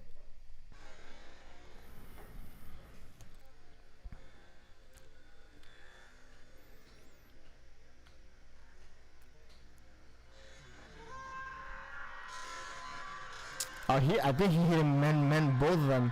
I thought he hit the Shina on the first one, but I guess he didn't. Well, I went to back.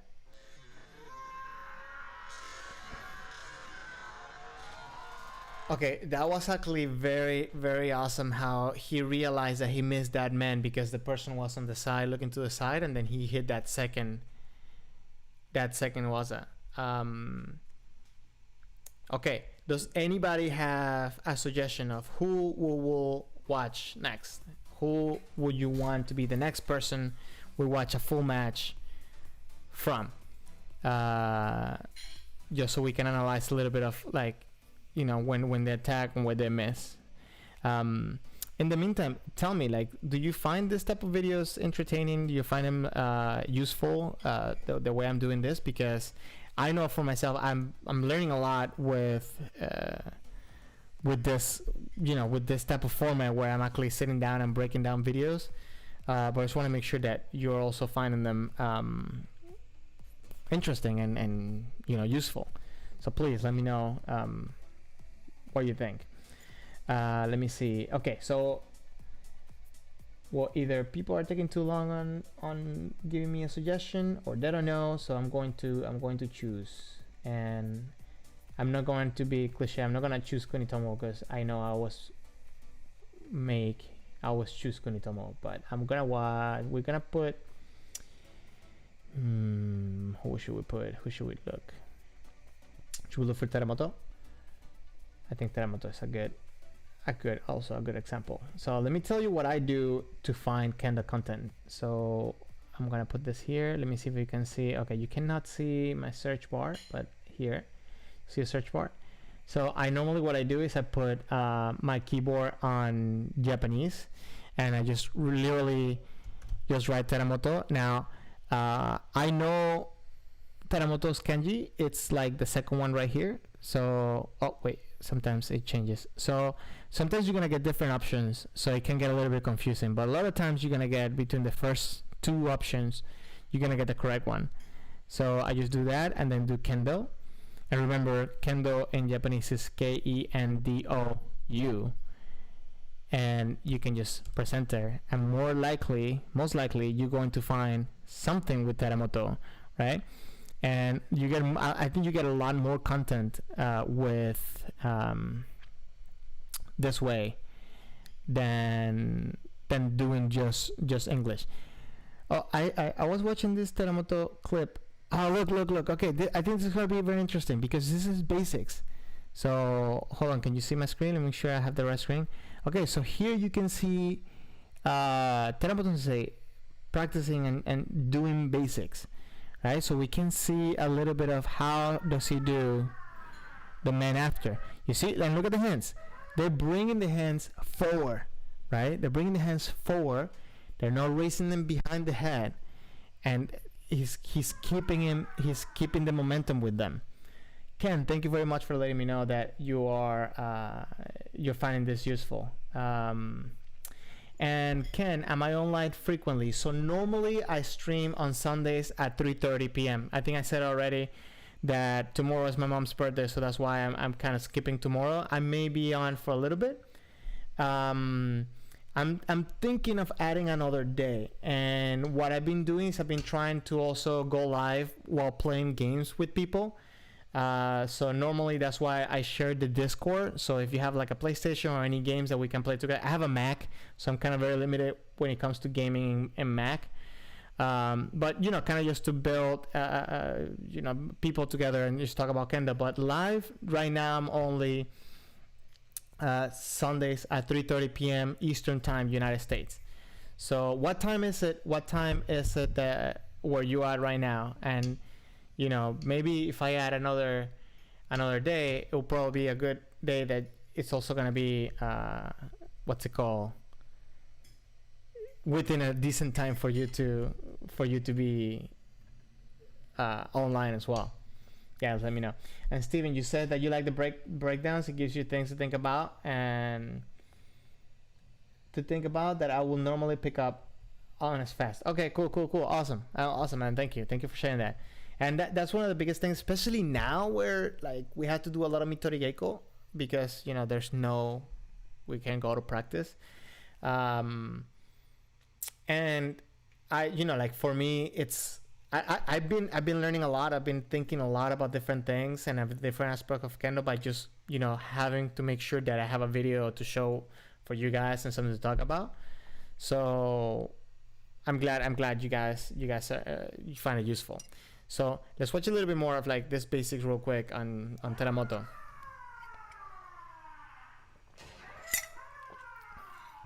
But you see he's driving forward. I like that angle.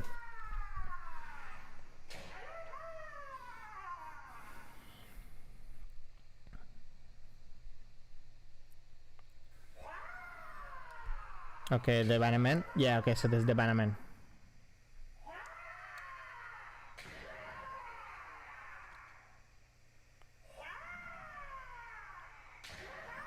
So notice that even the Kenshi that's missing the strike, now he's gonna do Kotomen here, but okay, look at even the Kenshi that's missing the strike. Look what's happening there. You see, both of them are trying to keep the momentum forward by pushing their hands forward. So I think maybe it's a better explanation. Instead of raising your hands, it's just pushing your hands forward. Okay, so now in Macau is 6:14 a.m. Okay, so I guess you will be able, right now where I'm at is 5:14 p.m. So we have a 13-hour difference. So I think if I add something like on the evening time for me, will probably be a decent time for you to be on. So I'll keep that in mind, okay? And thank you for letting me know.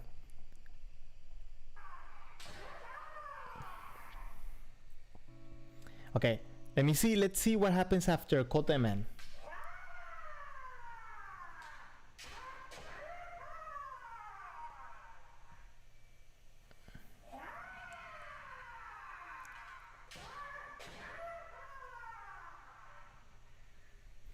Now, notice that Kotemen, look at the angle, and the only reason why I'm gonna say is because I had someone refer to Teramoto Sensei as the magician of Kendo, and meaning that he can change the angle of his strikes on the fly. And I think this is a very good example, a very good sneak preview of that. Look how he hits the kote kind of like in an angle, and then he goes around to go for the men, because the person kind of blocked in the middle of the attack. He's nuts. Oh, he's practicing that on purpose. Look at that. Would you look at that? And that's one of the things that that person that talked about that, how Teramoto is the magician of Kendo, whatever, he talked about how Teramoto Sensei does a lot of or did a lot of suburi, but different angle suburi with a big suburito. So I just pushed the camera. Hold on, give me a second. Okay, so 1 second, let me show you something.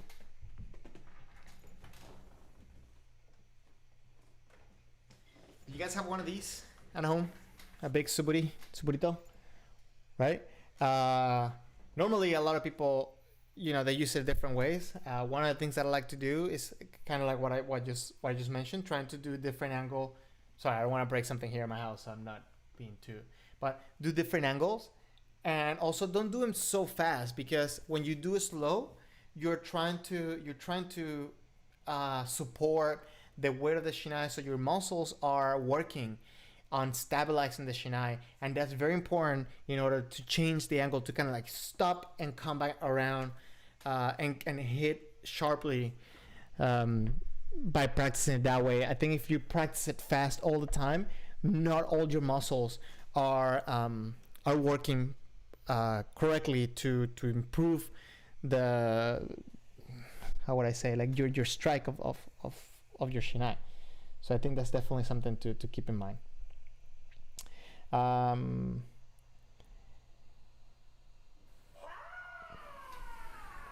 Let's see this one. Okay, from under.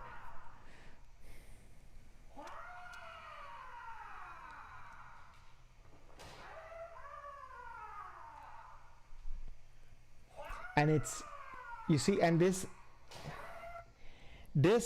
concept that we're talking about today, of the whole like pushing the hand forward or raising the tip of the shinai after the strike for the men, it's something that I know a lot of us probably do naturally, but it's something that I never heard until I watched that video from the Kanagawa prefecture. It's something that I never heard before anybody kind of like just break down and explain. But I think it's so important to create momentum and get you closer and through the opponent, rather than just, you know, stop the momentum and be at risk of getting hit. I think it's just a great concept to study. I don't know. What do you think? You see how he pushes the hands forward after he hit the men.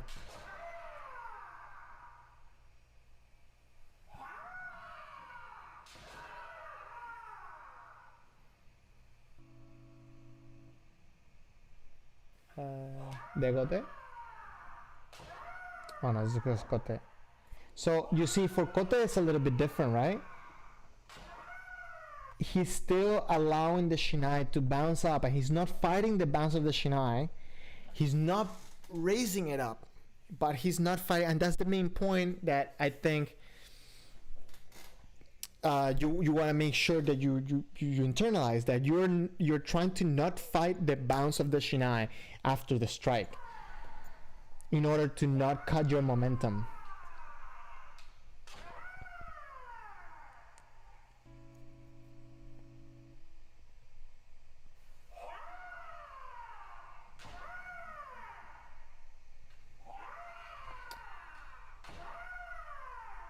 Another quick question: how do you do kote? How is kote practiced in your dojo? Because a lot of the times, a lot of senseis say hit the kote, right? Like, so, like my shinais are here, hit the kote and go through on that side. And some other dojos will be like hit kote and you come straight forward, and you end up in a tatari. And as you saw in this one, it's kind of like a little bit of a mixture between hitting forward for the kote, coming closer, but then also making sure that when you're separating straight looking at the opponent. I personally don't like to go through the left side of the opponent, because I feel that I am kind of like just closing myself to the opponent. So if the opponent rotated this way, then he's going to be able to hit me when I'm kind of moving forward. It's not necessarily that you shouldn't do that, right? It's just preference, especially for like shiai and stuff like that. I want to make sure that I'm forward, so I end up either in tatari or tatari and separate, and always be ready for next waza. So I don't know. Let me know how they do it in your dojo, because that's also been a thing in my mind for a while. Let's just finish this video real quick before we go into a full match.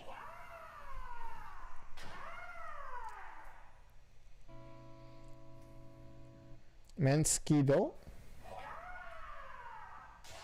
Oh no, Menkashido. Oh, where did I read ski? My bad.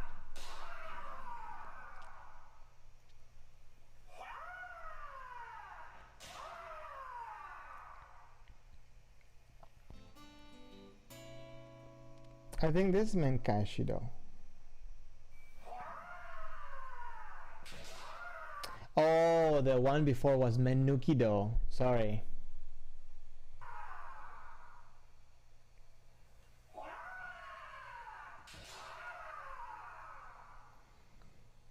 So in your dojo you do both? So you either go through the left side of I guess your left side, which would be the right side of the opponent, or you can also come in for tatari. That's cool. Yeah, I mean, you should know all of them, because you don't know what position you're gonna be in. You shouldn't be forced to do just one. I personally don't like going that way just because I feel like I'm kind of I'm locking myself from my opponent to give a response if he tries to do something, unless I'm like turning like right away, which is not something that normally you like to do.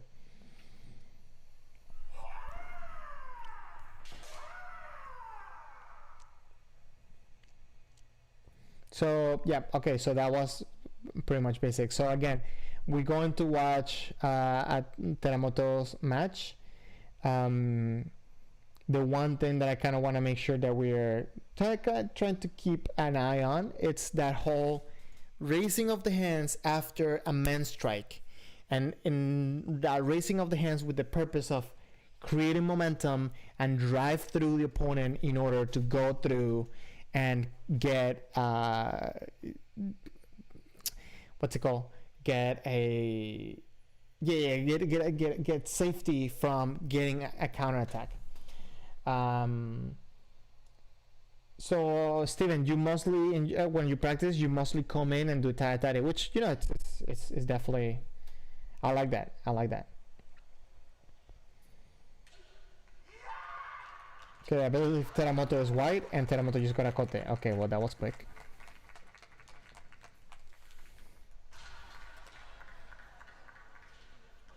Oh, this is Kendo. This is Ippons. My bad. We're looking for a match.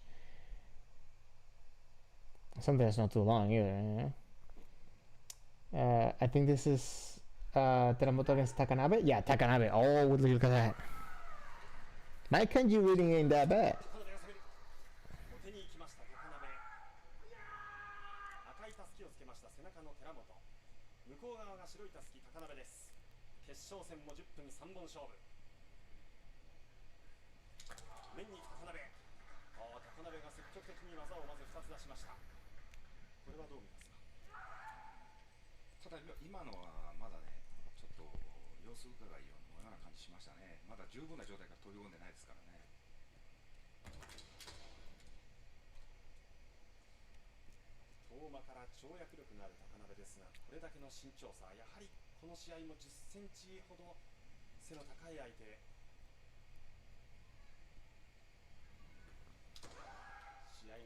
Okay, so you see right there, I believe that he fought against the bounce of the shinai.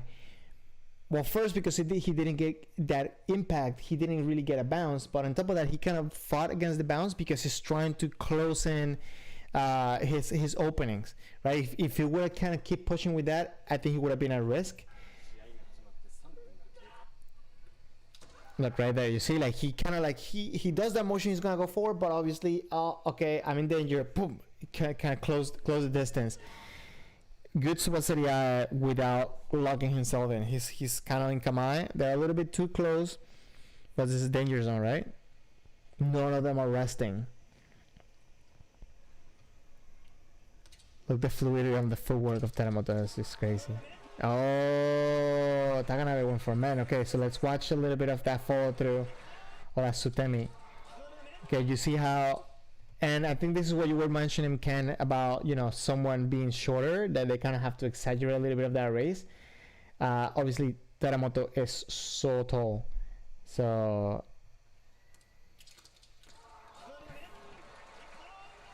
Yeah, he's trying to use his whole body to kind of come in and like that drive forward. I think it helps a lot to just have those.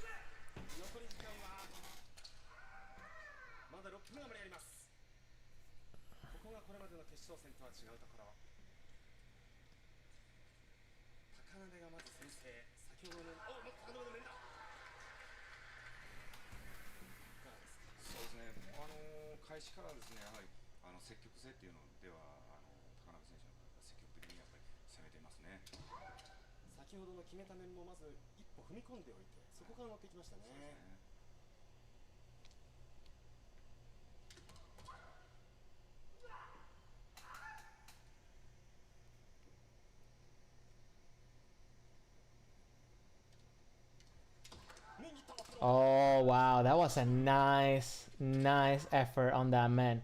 And look how he is using again that raising of the hands. to kind of like create a momentum to go out forward.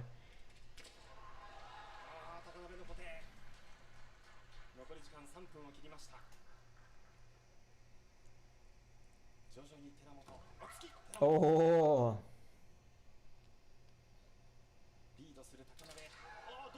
Oh. Okay, both of them are very strong players, but I feel like Teramoto is kind of starting to get a little bit confidence-wise a little bit higher,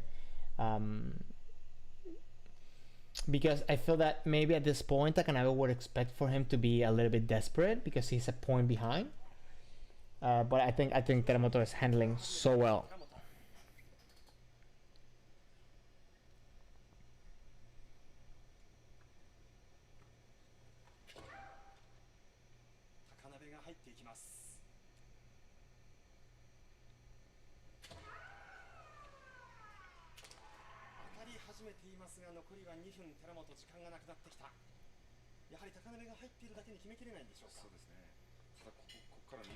Oh, okay, nice, nice. Okay, and again, I think this is the type of man that you're talking about. That's like very short and compact. Even though, like, look how much he's lifting the tip, right? Like, he's creating momentum as well. I mean, just because you're making a little bit of a bigger motion doesn't mean that you can't be compact, right? I guess, I don't know. Just talking in here. Hold on, let me make it play a little bit slower so we can watch that ippon real quick. I think right there, he's taking control of the center. He is playing around with the shinai. He's kind of trying to get that confidence there on that center, and you know, down, bam. And that's another thing. You see a lot of times people that think that you're coming for man, they protect, but when you didn't come for man, they kind of start lowering back, and the person, if they come for man, you have a perfect opening with that Yoko man. And let's see real quick. You see, he had momentum with the tip up, obviously, but he still made it compact and great power. And look how he's driving with the left hand to bring with the left foot, and that footwork so smooth. It's just like.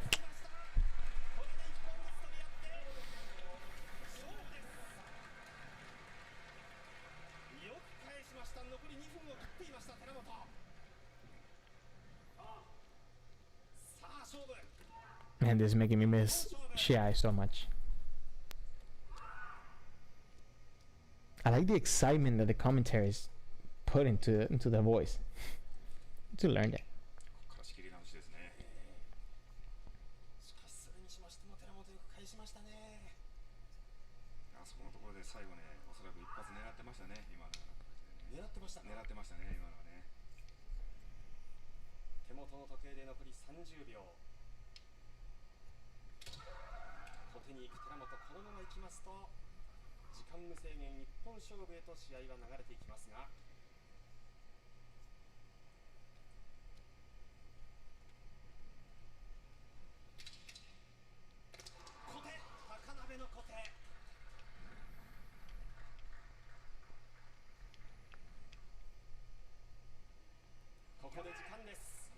Oh, time.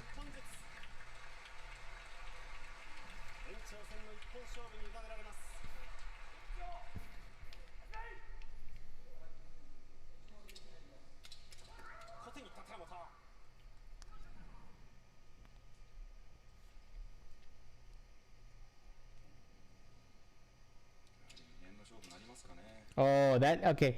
That type of the. I'm pretty sure that was painful for Takanabe on the elbow.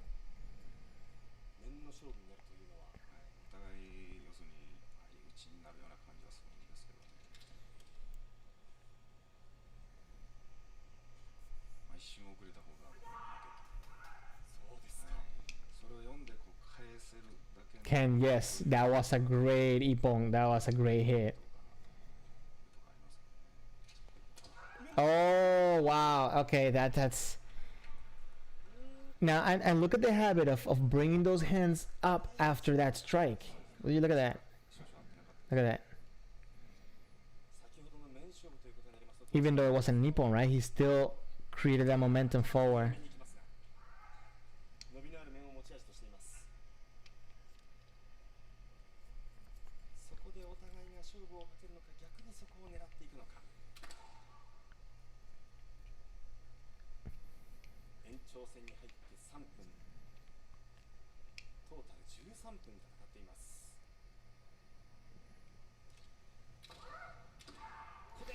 Okay, this is something, it's just a little food for thought. Look at the angle where he hits the kote in there.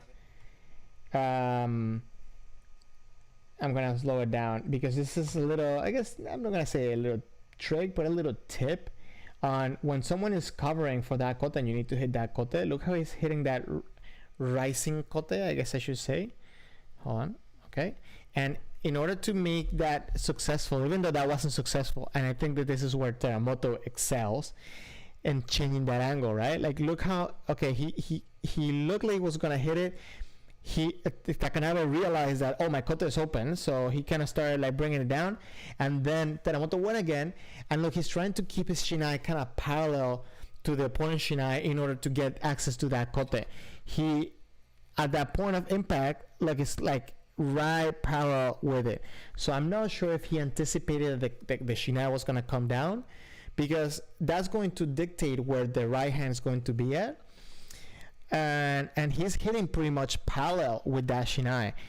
Obviously it was a nippon, but if you would like that to be a nippon, that's one of the things that you want to make sure that you are anticipating, or you're trying to do, is trying to make your shinai parallel to the opponent's shinai.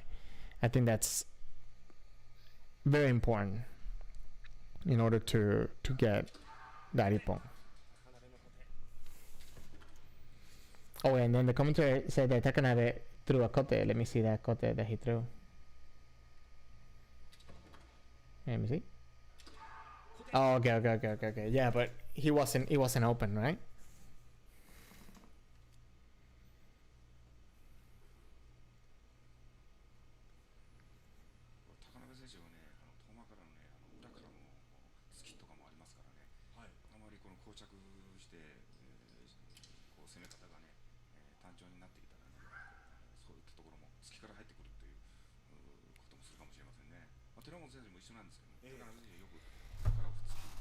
Look at the tension that they have. Not the tension, but like every motion that they're doing has a purpose. They're not just like moving around, just jumping around, even like not flinching the shinai up and down. When they're coming in because they either see an opening, or because they're also trying to avoid the opponent to hit them. So it's not just them just standing there with swords in front of each other. Oh,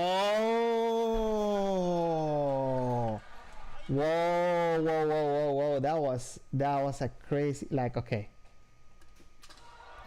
He came with so much power.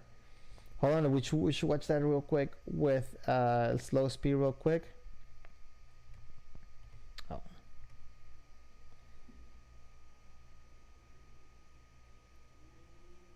Look, he breaks in the center, he comes in like to close the distance. Now at this point, Takanabe, he kind of like brought down the sword, trying to get in control of Teramoto Sensei's sword. Teramoto came in a little bit in kind of like a Katsugi motion and went around the sword again, because he's great at like changing angles. He went around with the sword and came like with power from all behind into that man, bam, and hit on the right side of the opponent of the shinai, and it was just, and look how much bounce that shinai had. And again, like, and this is one of the things that I, like, is once I figured this point out, it's kind of like being very present in my mind. Look, it bounced all the way back. Granted, he doesn't want to have the hands back up here because that's going to cut his momentum. So, like, the hands are staying firm in front of him, and this is very important for what we're talking about. You see, like, his hands are staying firm in front of him, even though the tip kind of went back, right? And his hands are bringing it back forward, the tip back forward.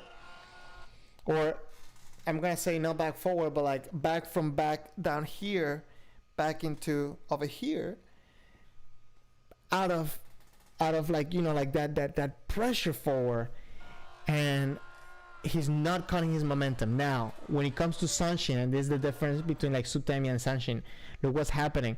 He finished the hit right here, and then he could have kept, because he had the momentum, he could have kept going forward, which is what a lot of us do.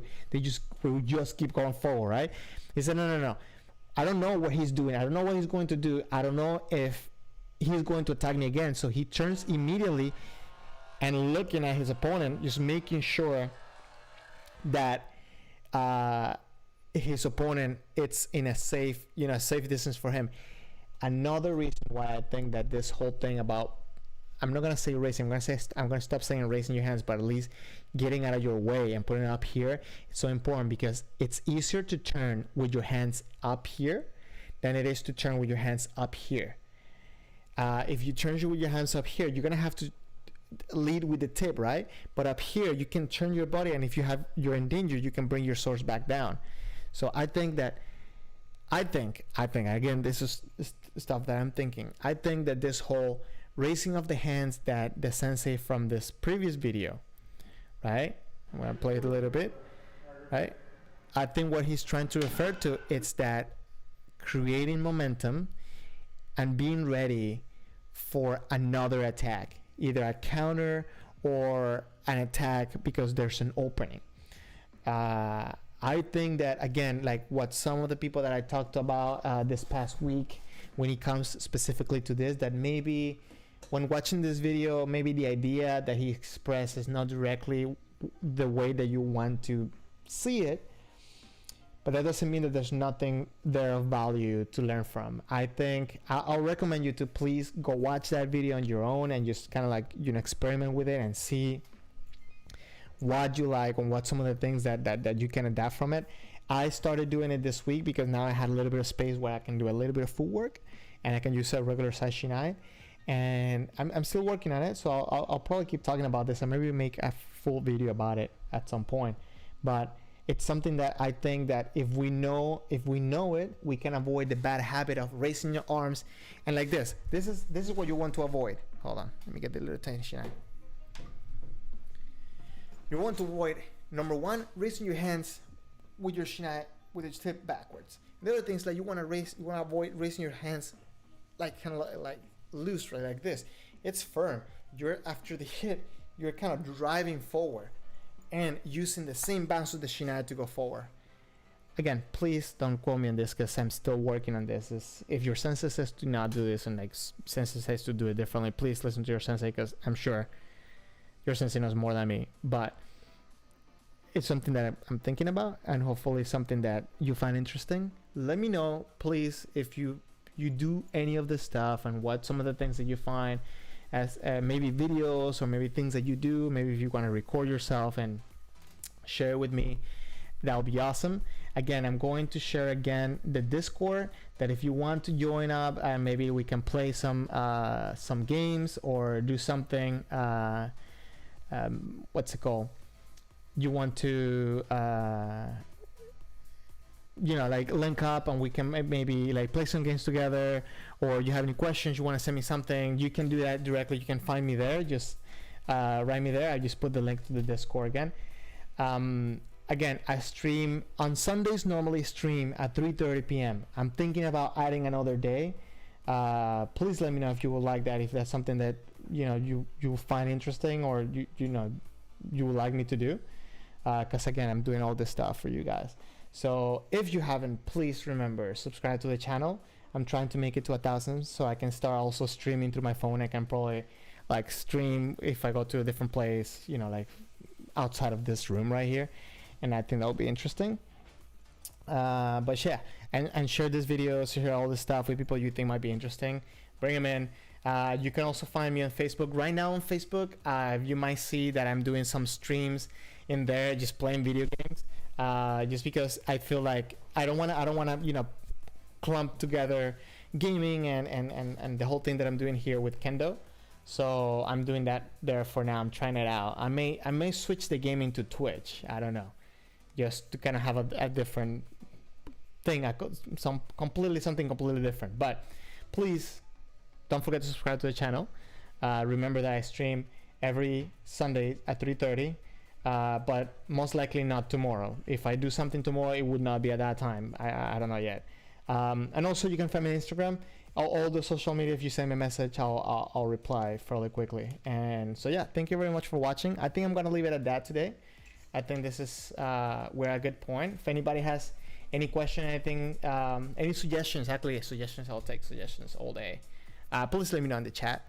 I enjoy very much everybody that joined in, that commented, that let me know you were here. Remember, you can always send me a message, and I'll if any questions, I'll reply. And again, thank you very much for watching. I'm gonna give it a little bit of time because I know there's a little bit of delay. So if anybody wants to say something, I'll stay on the chat. But I think that'll be it for now. So you guys have a good rest of your weekend.